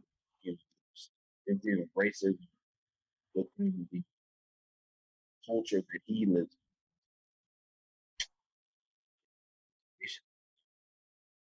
But there is in Black culture too. Yeah, I mean, I was bullied really, really bad in high school by darker skinned Black girls on a daily basis. It was really bad. Yeah, because thank God we ended up moving and I went to a different high school, but it was really bad.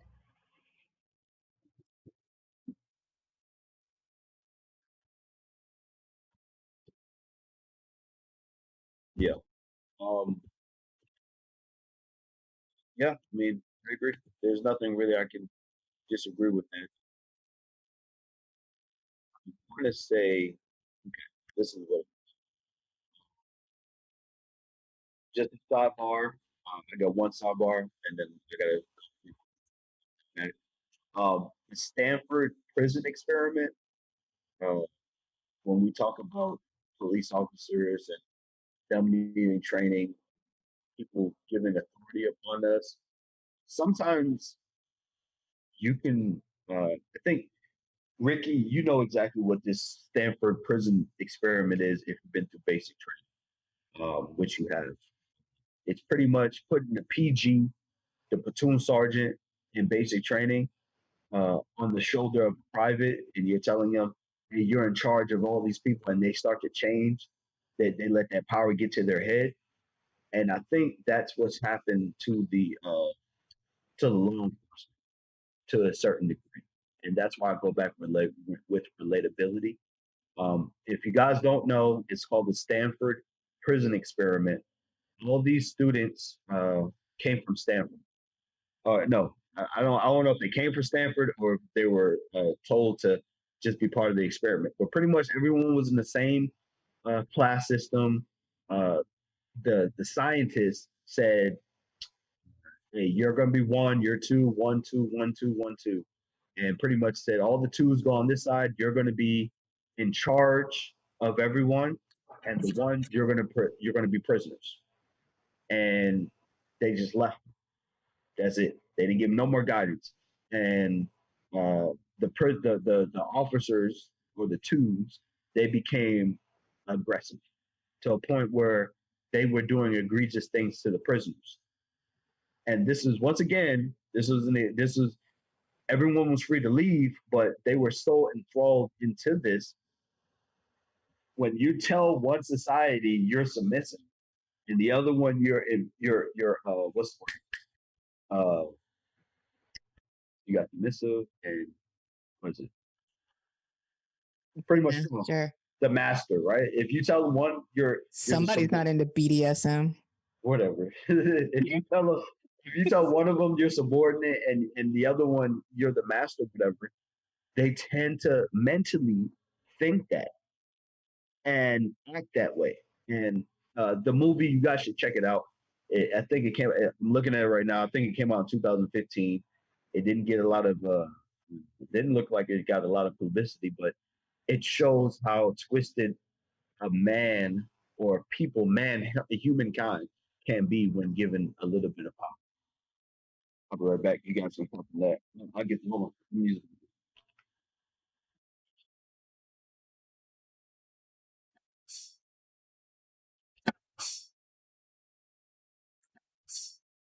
So He needs to use the bathroom. Tell me. I know, but like, what about these other things that are happening right now? You know what? I'll wait until Diesel get back. I had a vision last night on my way home, Okay. like a real vision. Okay. Like a extra normal. Yeah, it was very disturbing, and it has to do with all of the stuff that's going on with the people and how they're reacting to tearing down monuments and just going buck wild, burning everything. Yeah. But I'll tell you that when Diesel gets back. Once he gets back. But Yeah. what about all this other stuff that we were I guess looking at? So one of the things that you sent me today, and I was looking at it, and then you talk about this right here, this news right here. Judge argues Trump tweets are reason to keep prosecuting Michael Flynn. And then I wanted to ask you a little bit about this, and then I think I ask you, hey, what you really mean with this? So how do you think that these actual tweets from the president are a motive to keep prosecuting Michael Flynn? Because I really don't understand. It doesn't make any sense. I don't know what Donald Trump's tweets have to do with Michael Flynn's illegal investigation that was placed upon him, his coercion into a guilty plea. Donald Trump's tweet has nothing to do with that. And this judge, it's truly a kangaroo court here. The justice system, it has run amok. This is just so, and I just want people to know, I don't want to try to make everything about race all the time. It's just kind of a hot button right now. And that's why we've been talking about it. But if I can get through to people of color, if this is happening to white people, now Flynn was not necessarily a wealthy man, but Donald Trump did have an illegal investigation placed upon him, and he's a wealthy white man. So these kinds of things, if due process can be taken away from these wealthy white men, what do you think they're going to do to you? That is correct. Precedent. It's called precedence. So you have to stand against this kind of stuff. You have to stand against what happened to Trump, whether you like him personally or not. You have to stand against what happened to him, and you have to stand against what's happening to Michael Flynn, because if they can do it to them, what do you think they will do to you? That's right on point, Lisa. And then we might have some kind of additional help. Maybe you work for a company who provide you with some legal support.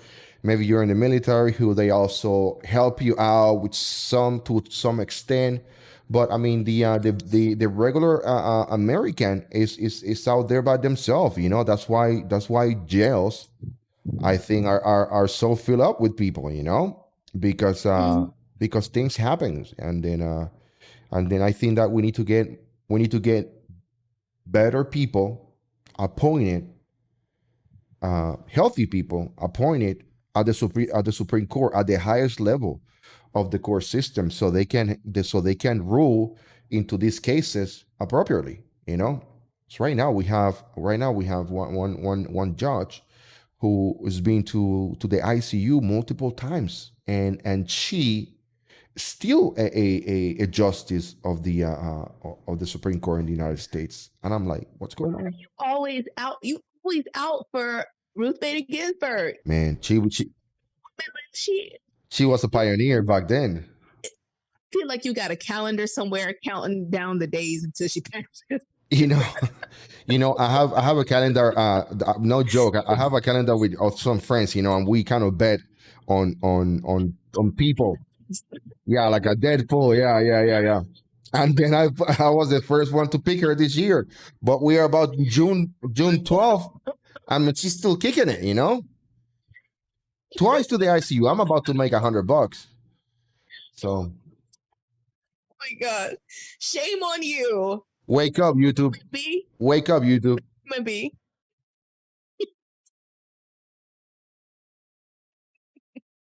That's hilarious. That is hilarious. Let that woman be. Jeez. So what else? What else is going on?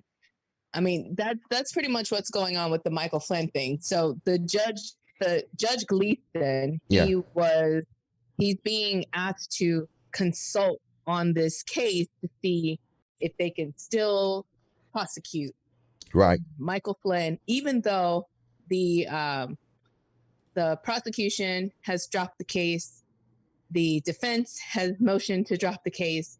Nobody wants to pursue this case but the original judge and now the consulting judge. They know. Jeez. Can y'all let that man be? Y'all already bankrupt him. So let that man be. He still got money. We're moving from Michael Flynn to something different, guys. Something different. This is the Officer Tatum. Listen to him. To get some exposure to something different, it'll work. But if you want to live there, just the liberal policies and the way they do business in Seattle is already enough that I would never want to live there. But then you add in all the rain, the misery living in Seattle. You don't know how anybody would want to ever live there or go there. Then you add in the cost of living and it's a wash. Now, they have the liberals, the leftists, the lunatics, I should have got a spanking when I was a kid, but my mama and them didn't love me enough to discipline me. Now the police have to discipline me. Those kids have now taken over several blocks in Seattle. 7 blocks now. The funny thing is, these are the same people that's saying, everybody's welcome. They have created a compound and they put borders. They put barricades up. They are verifying who you are when you come in. Yeah, that was the first thing they did. It sounds like the southern border of the United States of America. But these are the same people that don't want no borders, no laws, no walls. And they got a guy in there, and I don't know who he is, but he's somehow, I don't know if he made himself the leader or he's the one that organized all this stuff, but he has somehow become the leader of the trolls. And this is the funny thing. Somebody said this on my live stream the other night, is they said they are saying no police allowed or whatever, and that they're the police, right? I think even he made a statement to say, I'm the police or something of that nature. This is what people are saying in the ether out there. And that he was knocking people over the head, telling them to do this and do that, and instructing people to do this in violence and ridiculousness. And the funny thing is that if he claimed that he's the police, he's committing police brutality on his newly made police force. It's absolutely crazy. People are in there getting assaulted sexually. People are getting hurt. They got no food. What are y'all doing? They have some of the most ridiculous demands that I've ever heard. The first one is to abolish police. Think about this for a minute, ladies and gentlemen. You want to technically be your own country. You want to secede from, I don't know, the state of Washington. So maybe you want to be your own city. You couldn't be your own country. But they were supposed to be sovereign. So you want to secede. You want to be your own nation, yet you're demanding help from the nation that you want to separate from.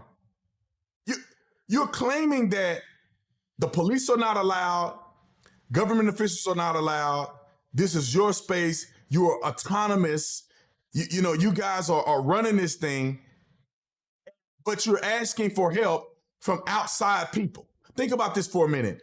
This is how ridiculous some of these people are. If you're going to commandeer an area, you might want to commandeer an area that has resources, right? Like food, like clothing, like at least you can make some clothes, running water, you can take baths. That only makes sense. But if you're going to get a square concrete area of about 4 blocks, and now you got signs up saying, please help us. We need organic food. We need vegan options. This shit right here just kicked me out. They were asking for organic food and oats. I'm like, what kind of people, do we have? This is the same people who, come on, no meats whatsoever. On day one, they ran out of food on day one. By 8 p.m. that night, the nurses that were supporting this little cause, they were complaining that they have eaten all night long. But let's listen to this guy. You gotta be crazy. These people are crazy, man. You know what it is. Has COVID gotten the best of our brain cells? I mean, not ours, theirs.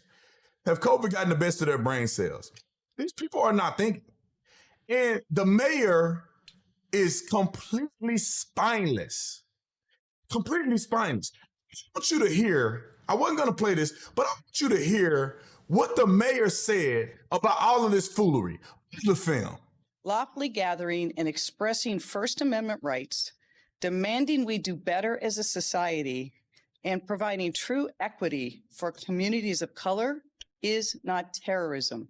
It is patriotism. We've got 4 blocks in Seattle that you just saw pictures of that is more like a block party atmosphere. It's not an armed takeover. We have block parties and the like in this part of Seattle all the time. It's known for that. How long do you think Seattle in those few blocks looks like this? I don't know. We could have the summer of love.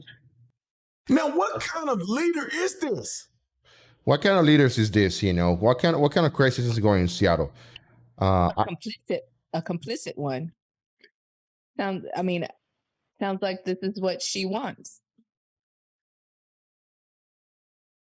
What's the worst that can happen?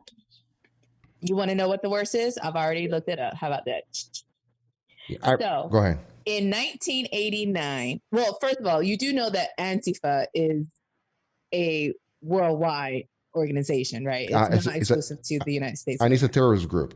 So in 1989, an Antifa group took over pretty much same thing, city blocks in a city called Hamburg, Germany. And guess what? They still there. So if you want to know how bad can it get, from 1989, this terrorist organization has held hostage some city blocks in Hamburg, Germany, and they still there. It's the same situation. Like they check to see who's coming in. They will not let the police come in. When the police come, they attack the police. You think it's the this same can thing. happen? You think this will stand up in America? So I'm the kind of person that believes in the will of the people. The mind is stronger than anything. It's why we have been fighting a war in Afghanistan for 20 years when we have far better equipment. You know, they got sandals and stuff, but they won't fight. I mean, they won't stop. That's why the Russians couldn't beat Afghanistan. That's why the French couldn't beat Afghanistan. I believe strongly in the will of the people. The mind is so powerful. It can withstand anything. And I believe that to the core. So could it last? Let's see how strong their will is. I don't think so. Those people are the same people as Occupy. Occupy has been in Seattle, Washington since George W. Which one? So they have been doing this for quite some time. I'm waiting to see what happens, but I don't think it's going to be over as easy as you think. Could they go to like other states like New York? And you think they can go to those states? They have to pick on the weakest. So Antifa is well funded. They are actually funded by George Soros, and I guarantee that they are taking advantage of every town's unrest at the moment. That's why they hold up Black Lives Matter signs, but it has zero to do with Black Lives mattering to them. Also, they were the one that was they were the one that was putting bricks on the correct. Oh, it's their time. It's their time. It's their assault. Their sleeper cells are awakened. But Trump talked about that. I think he talked about he's the only person that really brought to light Antifa. And what did people say? People said that Antifa is not.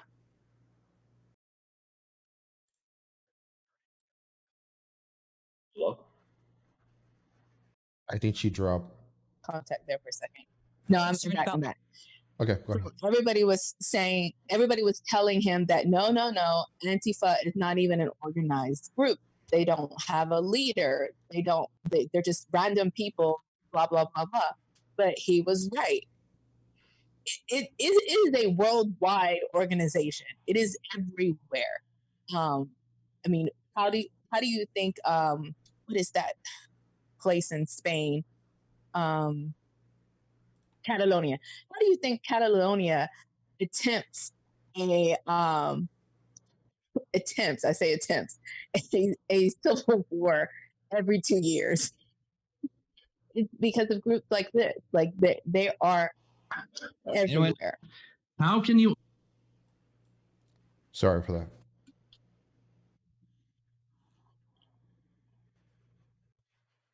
So to go a little bit further, do you think this version of Antifa? Yeah. Do you think it's a government type of black ops type of let's disable the government operation? Yeah, so I think that there are a few factions working here. So I do believe that the local government, probably even the state government in Washington and Seattle, they're like, yeah, we need unrest. The whole country needs unrest. How can we defeat Donald Trump? Let's just make this place chaotic coast to coast. Well, we're elected officials, we're the government, we can't really stick our necks out there. We need a weapon. Yeah. All right. Boom. Here comes Antifa. Yeah, I can see that.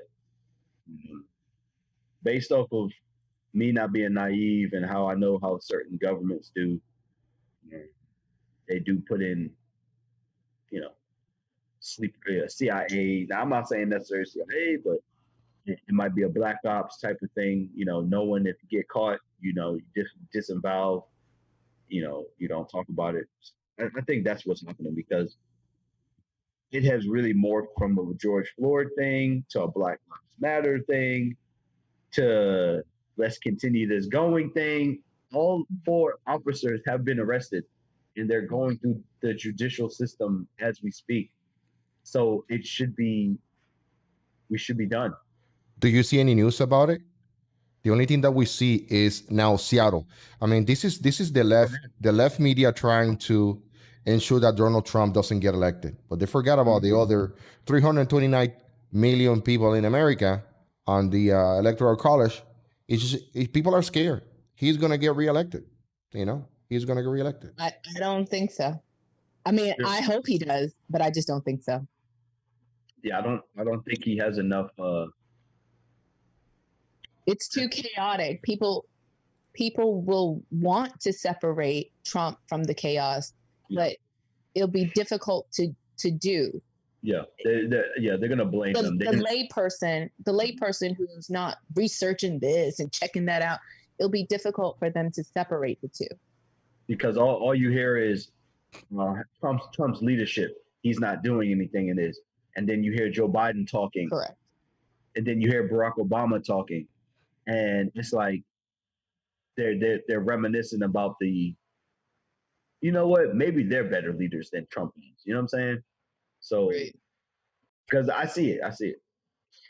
And I don't mean to be all conspiracy theorist or anything, but you do know that coronavirus, the first one was Washington, right? I'm just saying. And the same with the murder hornet. So my son is like Mr. Science guy, right? Right. He told me that there is no way that those murder hornets could have traveled across the Pacific, that they had to have been brought here. Yeah. And where they brought? Washington State. Antifa. Well, this the last video I'm going to show you guys. This comes from a meeting that President Trump has with multiple leaders of the community in Houston, in a panel called "Transition to Greatness." This is what the president is doing right now, trying to help out, move America from where it's being put in, based on the different accounts. George Floyd's homicide or murder and other things that we've seen. So I'm gonna put this guy right here. He's gonna speak a little bit about what he sees that we need. Are we good with that? Yep. Okay, let's go. Yeah. Make sure we got some music. Let's go. Church, I think right now, like any other time in our nation's history, we need God.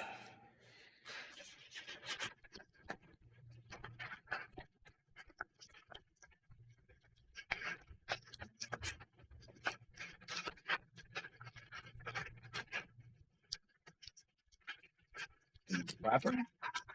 They are clapping. Okay. You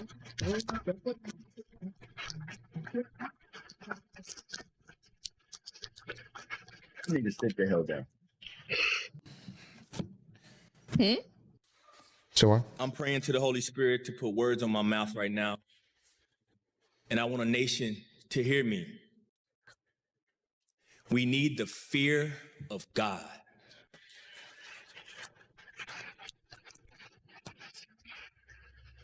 Mr. President, you're the only Republican I've ever voted for.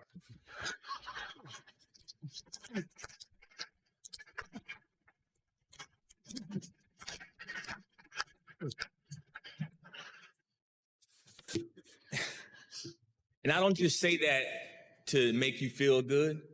Honestly, that's not my goal, man. I'm saying that because you stood up for the word of God.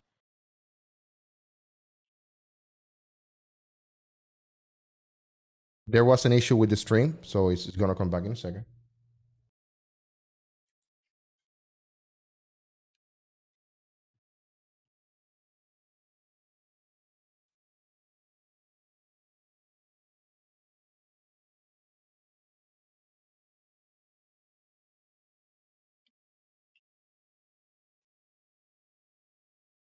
Men in our country. Go ahead. Our Bible teaches us to serve those in prison. Our Bible teaches us to serve the poor. And when I walk into my class and I say, guys, raise your hand if you've gotten your sentence reduced from the First Step Act, and every single one of them raise their hand. That's because of you, Mr. President, and that's because of policy. But you're brave enough to go against what everyone else has said about you. Now I'm calling on you to do more. We have a real issue in our country, and the root of it, let's not get our eye off the enemy. The root of it is thoughtlessness. Our kids don't have fathers. Attorney A.G. Barr, you said it earlier. You talked about pulling God out. Do we talk about education? Well, 71% of those kids that drop out of high school don't have a father in the house. We talk about criminal justice reform. You're 5 times more likely to go to prison or have a run-in with the police department if you don't have a father in the house. We talk about health care. You're 4 times more likely to live in poverty if you don't have a father in the house, which means you're going to be sicker. We don't have to keep looking for the problem when we see it. Now it's time for Americans of all color. I'm calling on my white brothers and sisters. I'm calling on my Spanish brothers and sisters. Get out of your bubbles. Go into the communities that are underserved, and let's do what Jesus told us to do.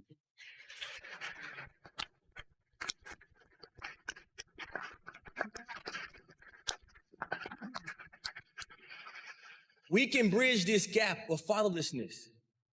All we got to do is go out of our bubbles, go bridge the gap with these kids, teach them what you teach your kids. We all have rooms in our homes for a couple little boys to come in and play with our sons and daughters. Let's bridge the gap through love, through Christ, and through being what we all know we are, and that's one America. God bless America.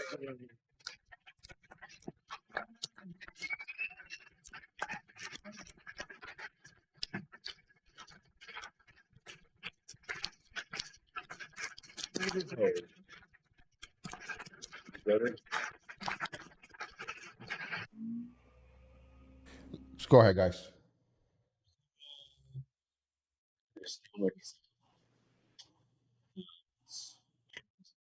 To bring it's just not Okay. he's been doing what God do. I understand what this guy, whoever this is, I understand what he's saying. Everything we should do is, with God, not you what you're saying, but don't use God's name on who to. This shouldn't just be with Donald Trump. This should be all candidates, all presidents. They should be doing in God we trust. I feel that Trump has somehow put together couple of black people says, "Look, I'm not racist. We need to go ahead and put black people and have them say they voted for me, much good things." You don't think it's sincere? I believe they are sincere in what they're saying. I just said it's coming now because he's being bombarded. Why didn't this come when the Virginia thing happened? And they said that Trump is a racist. He allowed themselves racist. He called them good people. This didn't happen then. This is happening now because he's trying to get reelected. So it's like, let me open the dog pen and let the dogs, I don't like it. Like I said, I don't believe that Trump is racist. I just believe that this is doing everything he can to get reelected. And that's not how we should disagree with that. So, let me add something real quick. You know that the pastor started talking about the first thing that he said was he began with talking about the First Step Act, okay, and the First Step Act, which we all know what this is about, was signed into law on January 4, 2019. So before all this nonsense was happening, Trump was working for minorities.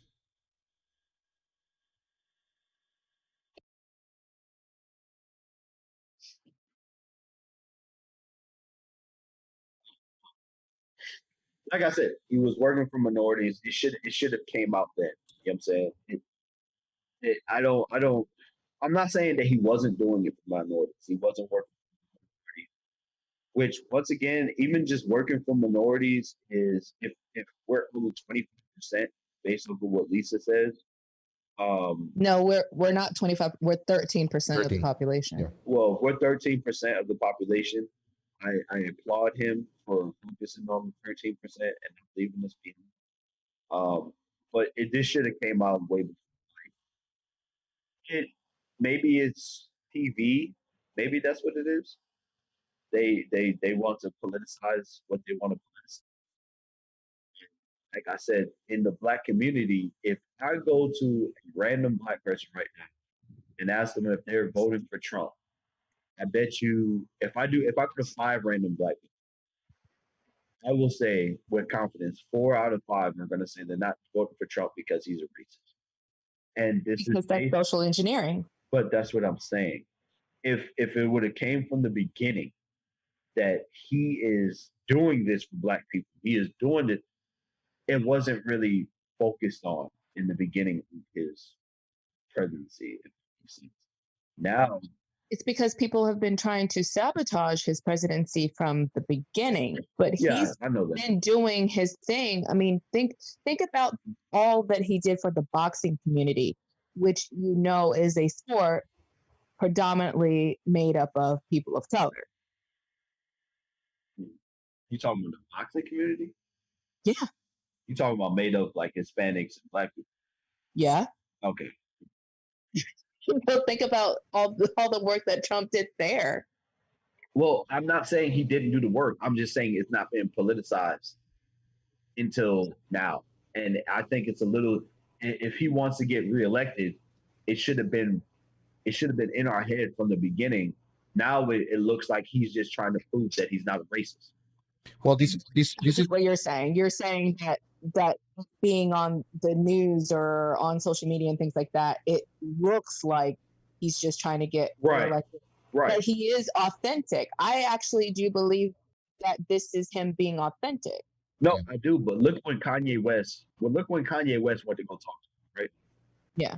And people are looking at Kanye, you dog, you talking to that racist. And Kanye was like, this man is going to make change for Chicago.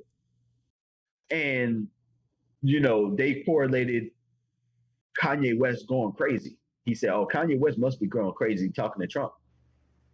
And I was like, that is so unfair. But that's what the rhetoric was. They even came up with a song. Kanye West and T.I. came up with a song stating, "Why are you talking to Trump?" Pretty much, that's what the song was, and that was politicized. And so, of course, in the hip hop community, which is predominantly black and color, we're just getting Trump is a racist. Trump is a racist. So, Well, I want to go back to Lisa's real quick. We talk about population. 76%, 76.5% of the population in the United States are white alone. 13.4 are blacks, 1.3 Indian American or Alaska Native, 5.9 Asian alone, 2%, 0.2% Hawaiian, 2.7% are more different races, 18.3% Hispanic or Latinos, and 60% are white alones, not Hispanic or Latino. So whites have the biggest one, followed by Hispanics and then blacks. So it's gonna be a little tricky winning that vote. And we're talking about the we're also talking about the First Step Act as we passed it in this January 2019 last year. But the First Step Act was also known as the SRCA, Sentencing Reform, I'm reading, and Corrections Act, that was introduced in 2015, but President Barack Obama was not able to get the votes that he needed to pass those votes. So President Trump did. So that's my part of that. So what's next, guys? What are we talking next? Because I think we're having to the last topic, yeah? I want to tell you about that vision I had. Oh yeah. I was. So you I was did mention that. home last night, and so it's a very dark road. There's no street lights or anything. It's the country, okay? So a vision came to me, and it was just people disinterring Jefferson Davis's, tomb, and then parading around his bones.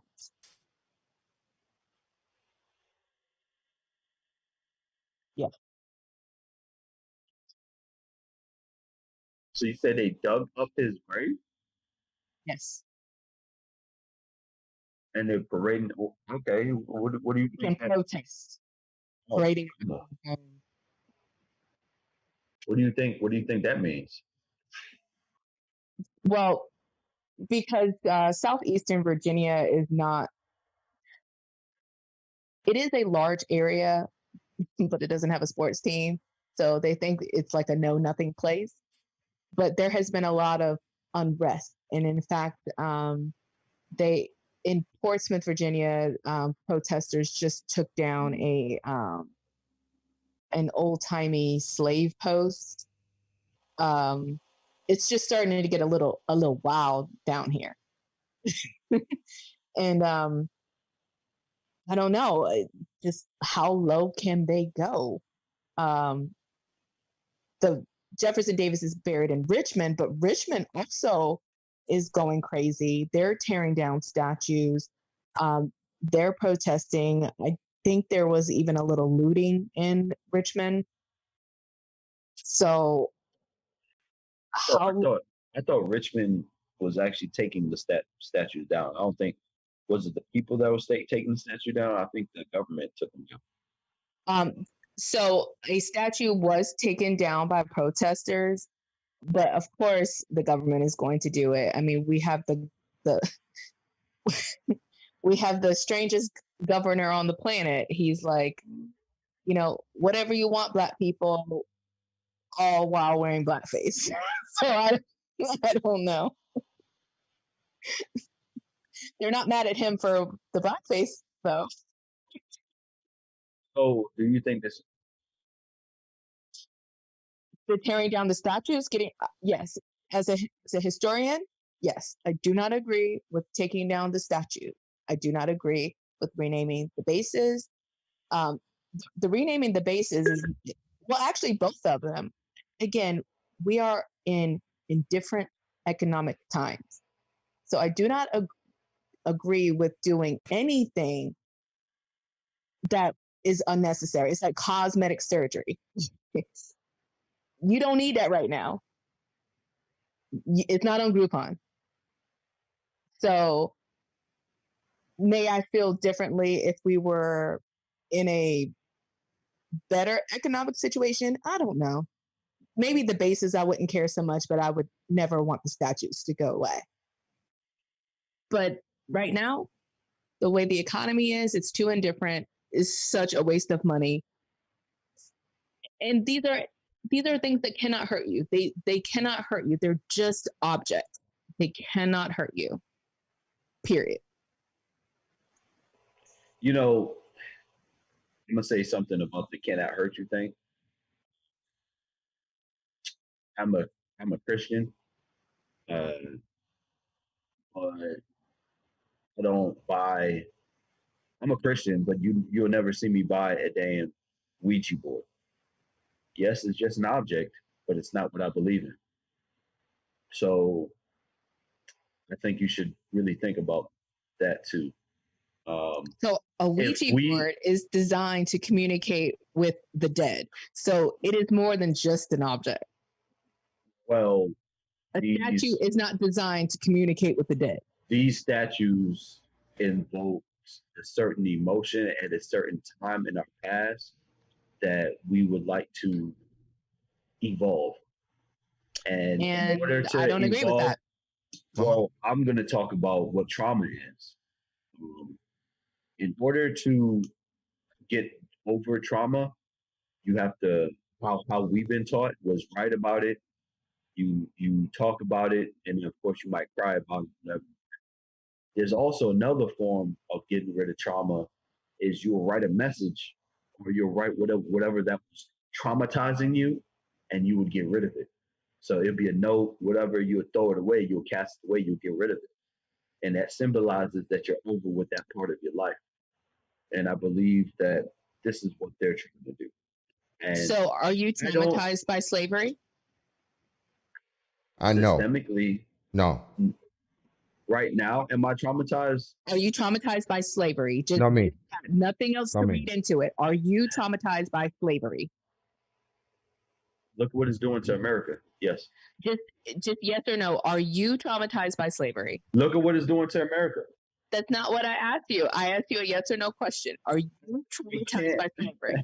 I understand where you're coming from, but I cannot say I'm not traumatized when I've been subject based off of. You have not been subject to slavery.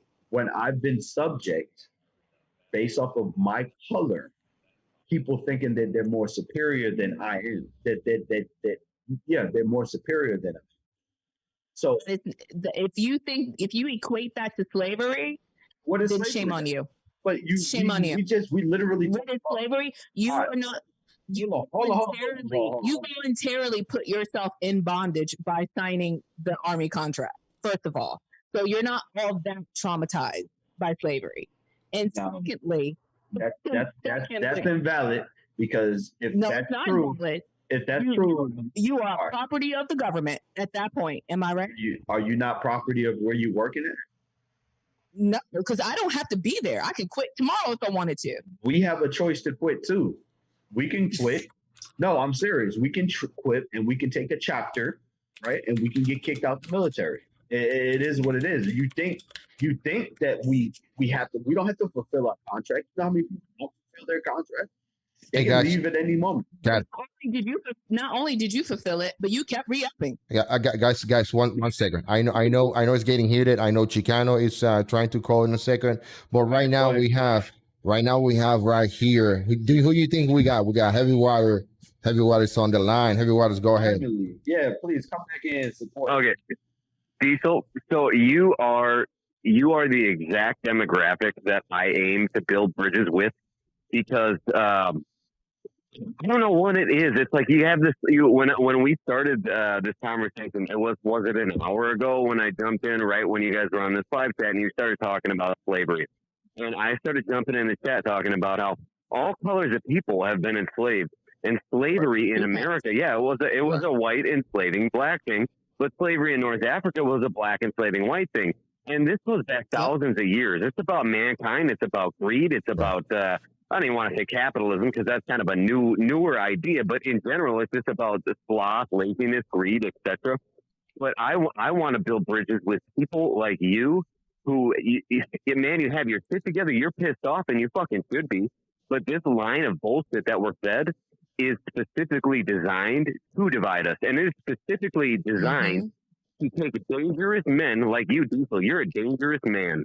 You got your shit together. You're in shape. You have discipline. You are a dangerous motherfucker. Sit down. But you know what? Who they are, the elites, the rich, the Donald Trumps, the Clintons, the blue, the red, the either side of the line. It's the elites. If you want to call them that, I prefer to call them degenerates.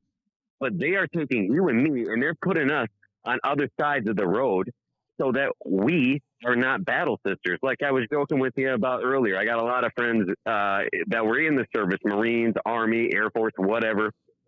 I love the kind of gay humor that they all do. It's fucking fantastic. I love how gay all you military guys are. That sense of humor is so funny. It's that tight bond. I love that.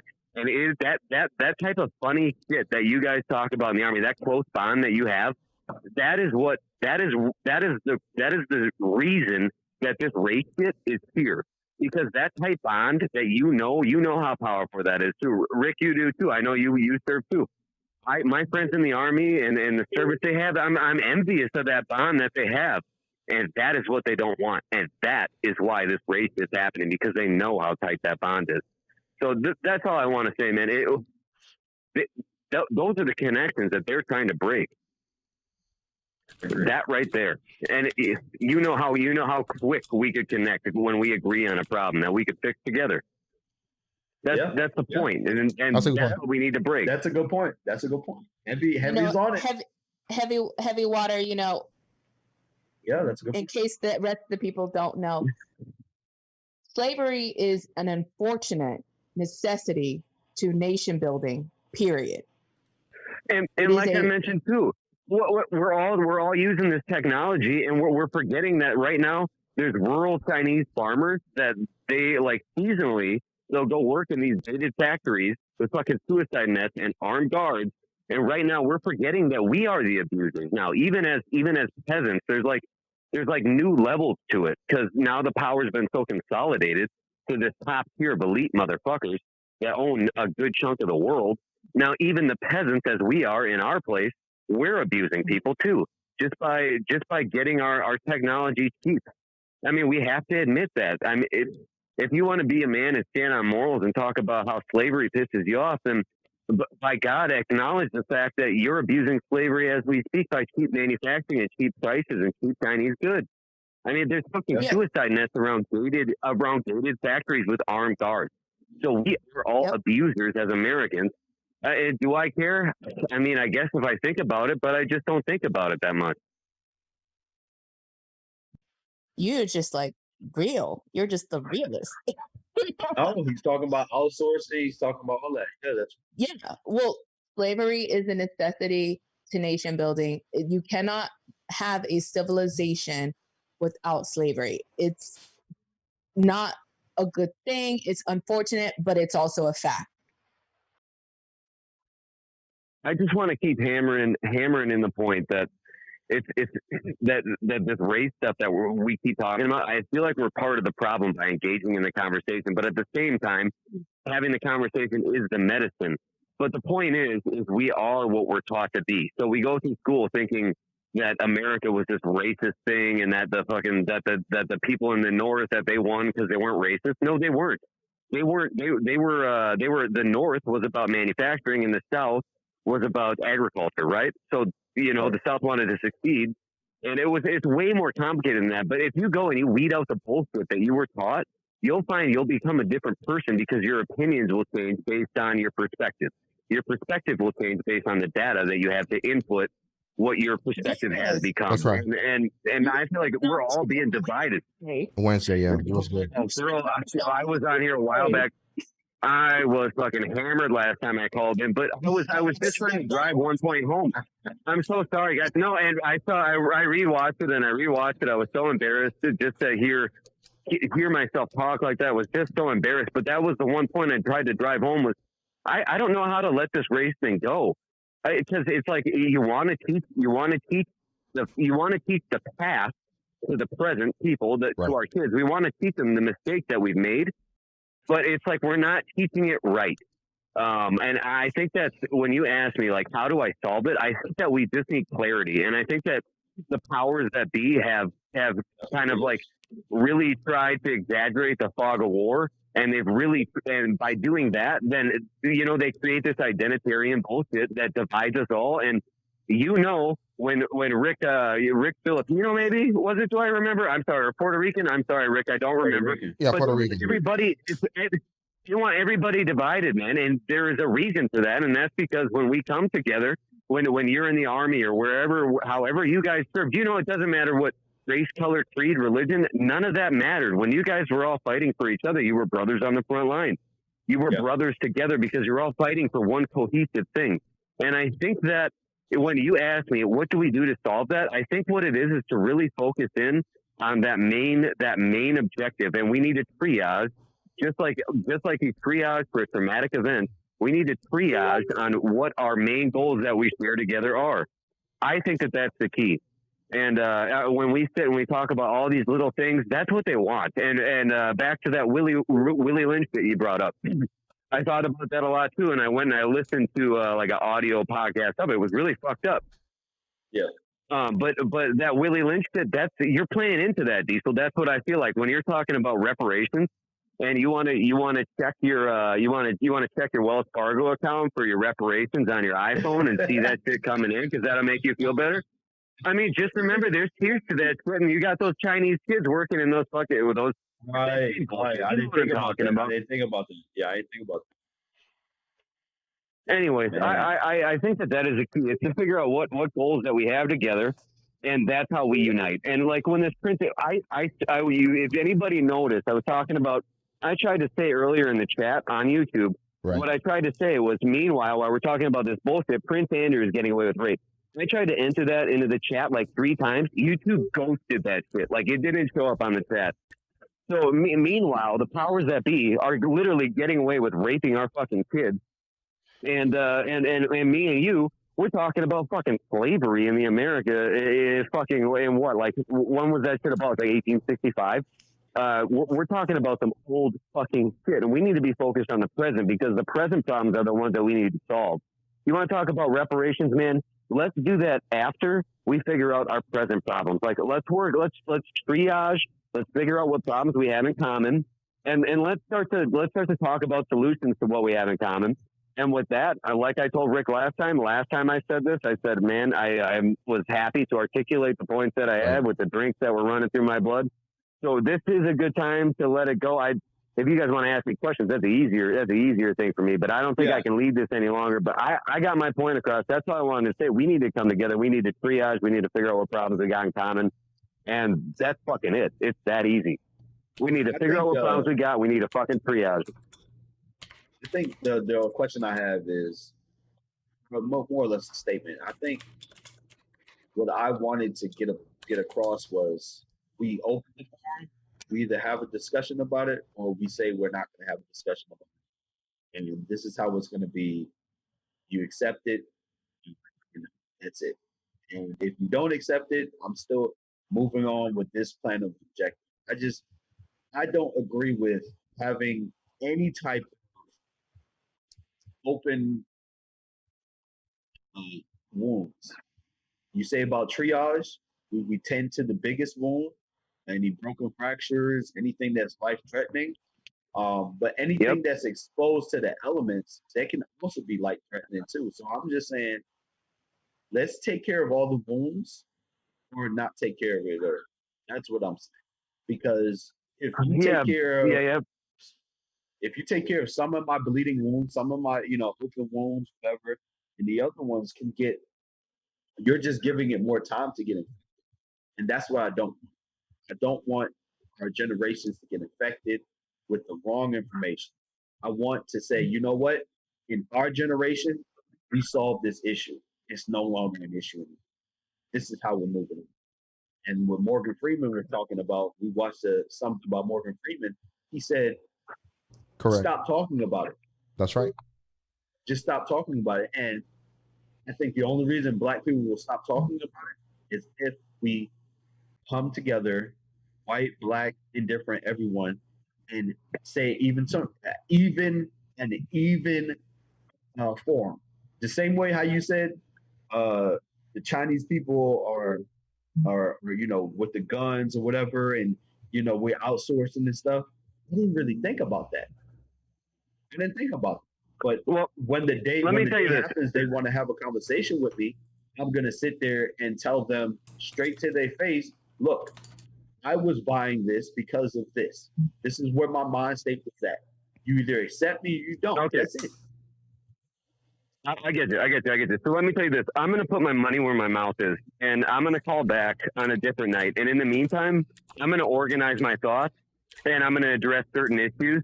And I'm going to come back to this show with organized thoughts, and I'm going to address things that we've been talking about tonight, such as race issues.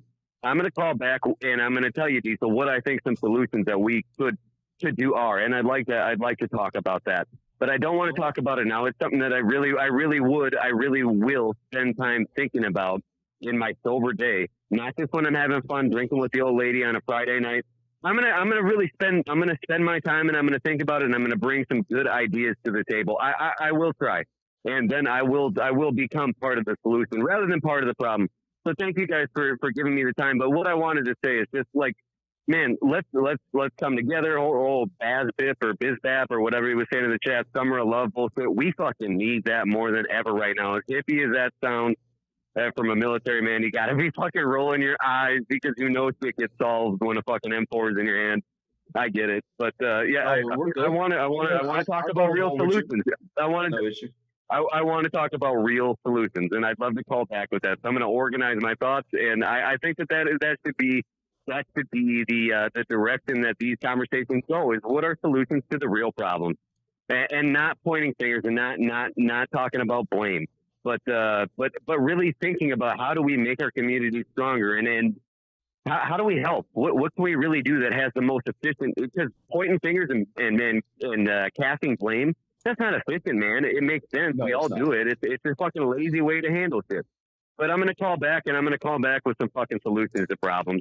And I think that everybody else should do the same. Let's stop blaming people, and let's fix it. Hey, I got one question, Heavy. Are you going to bring your battle buddies in? Bring your army guys. Yeah, my battle sisters. I can try. I don't think it would be that hard. But if you ask me to bring them, what do you want them to talk about? Because I can't just tell them, hey, come on this chat with me. So what do you want my white conservative battle sisters to talk to you about? Because they were right there with you, man. About everything. I just want them to come in here and share their point of views. Hey, I think I got an idea. Since we haven't mentioned it yet. Let's give them a fair shot. I mean, let them come in a little bit prepared.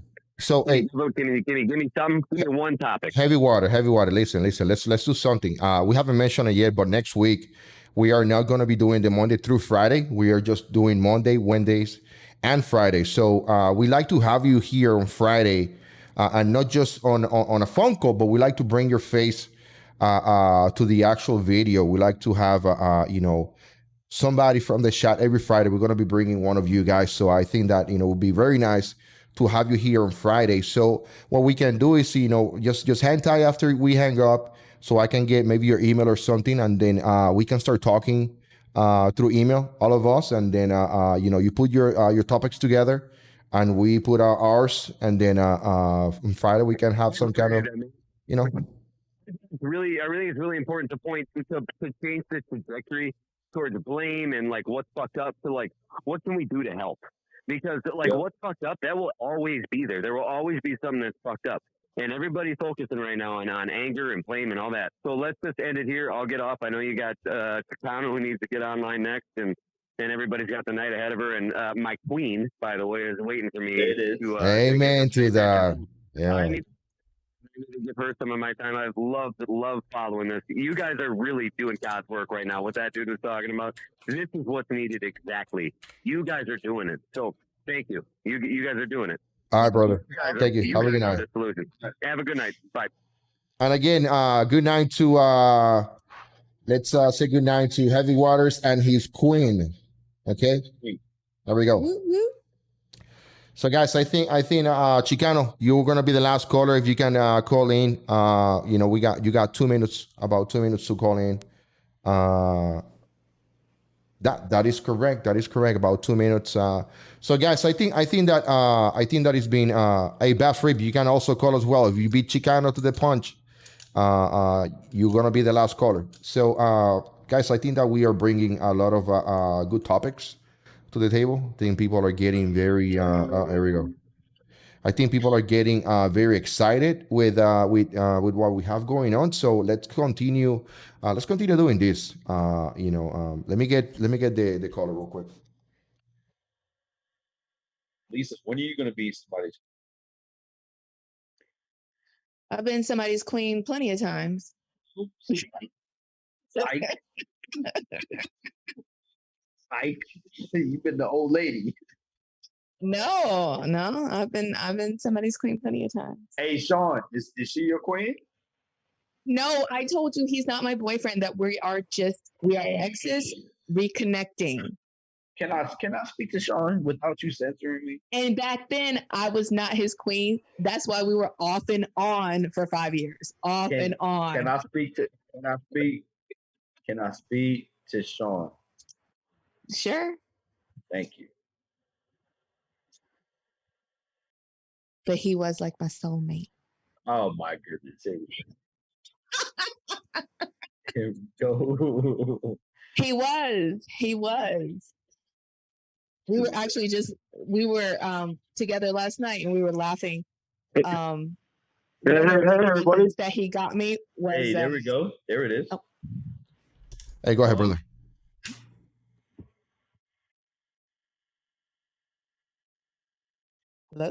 Hello? Yeah, there you go. There you go.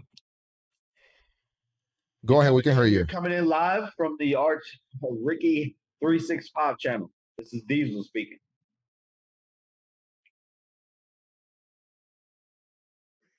Did we get punked?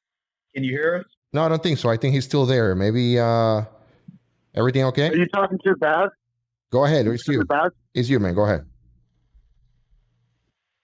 Hey guys, this is Baz. I'm from Las Vegas. I think I got a solution. I got a major solution. This is, in my opinion, a white problem that's created by white people, that's created a long time ago. White people need to come together and weed out the racist white people. And that's what I want to do. That's what's going on. Everybody else are innocent bystanders from something that's been happening for hundreds of years in the European society. It started over on the continent of Europe. To enslave somebody to make them work for you. And that came over here. Yes, every culture has their own. But this, because white people are the most dominant in America, this is our problem. So everybody else will sit back and let the non-white war against the racist white. And you'll see a change. You'll see a big change. On that note, I'm out of here. As Rip from Las Vegas. Okay. Okay. Sounds like a police state, though.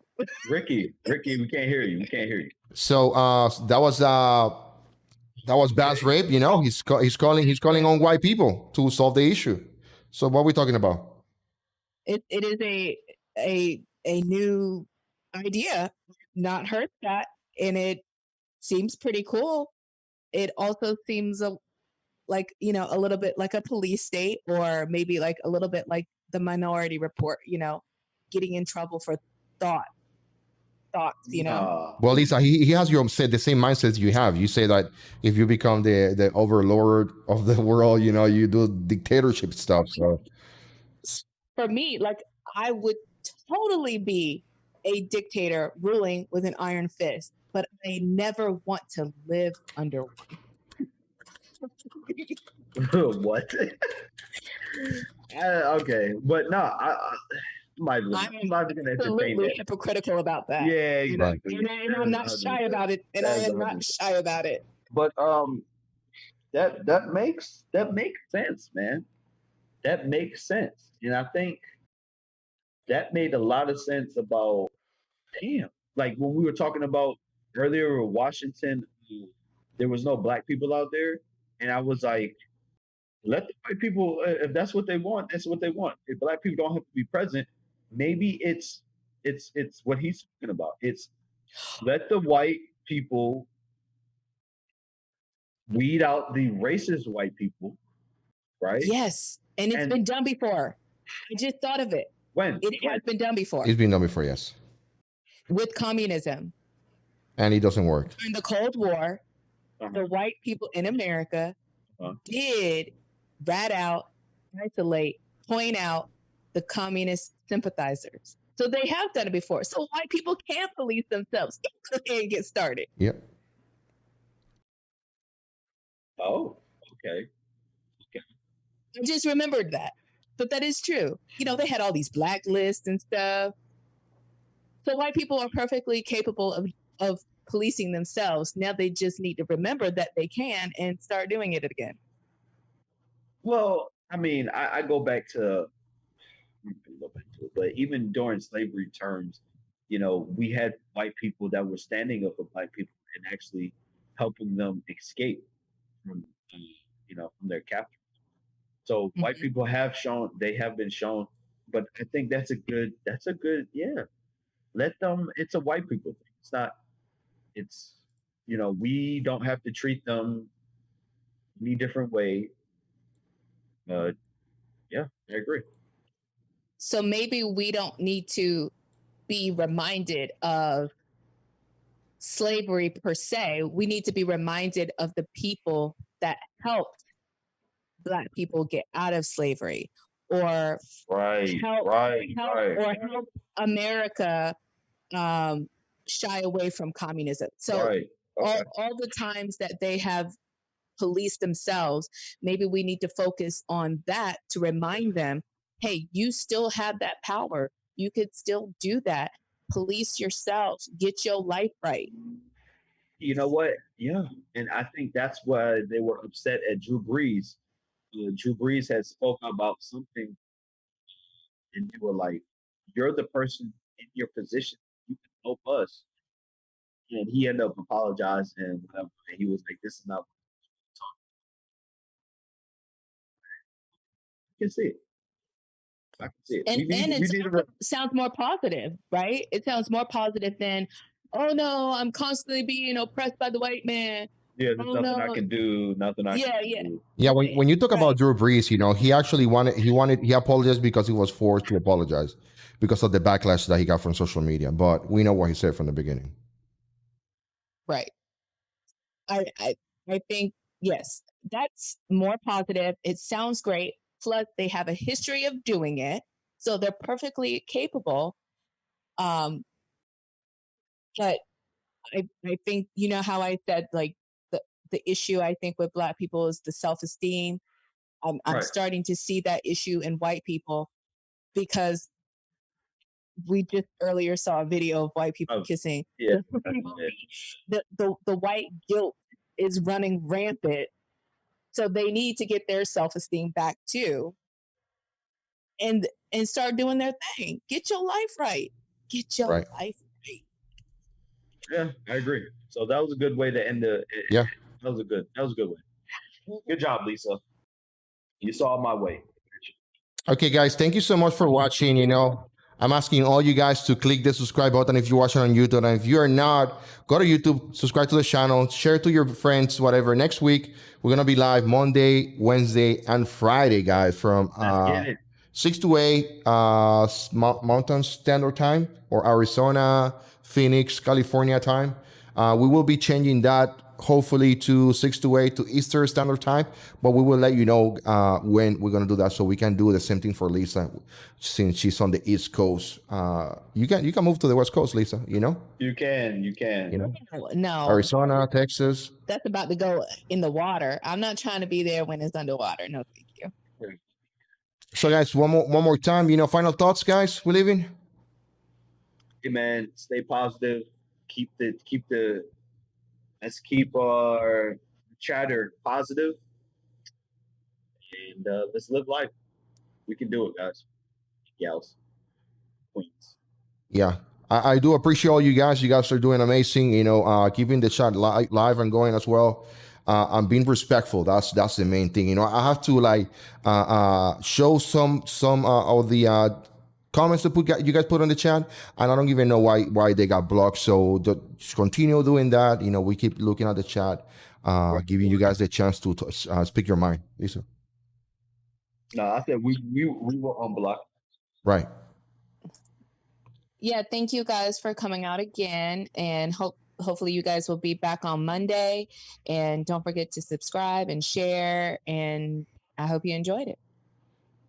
All right, guys, have a good night then. Bye.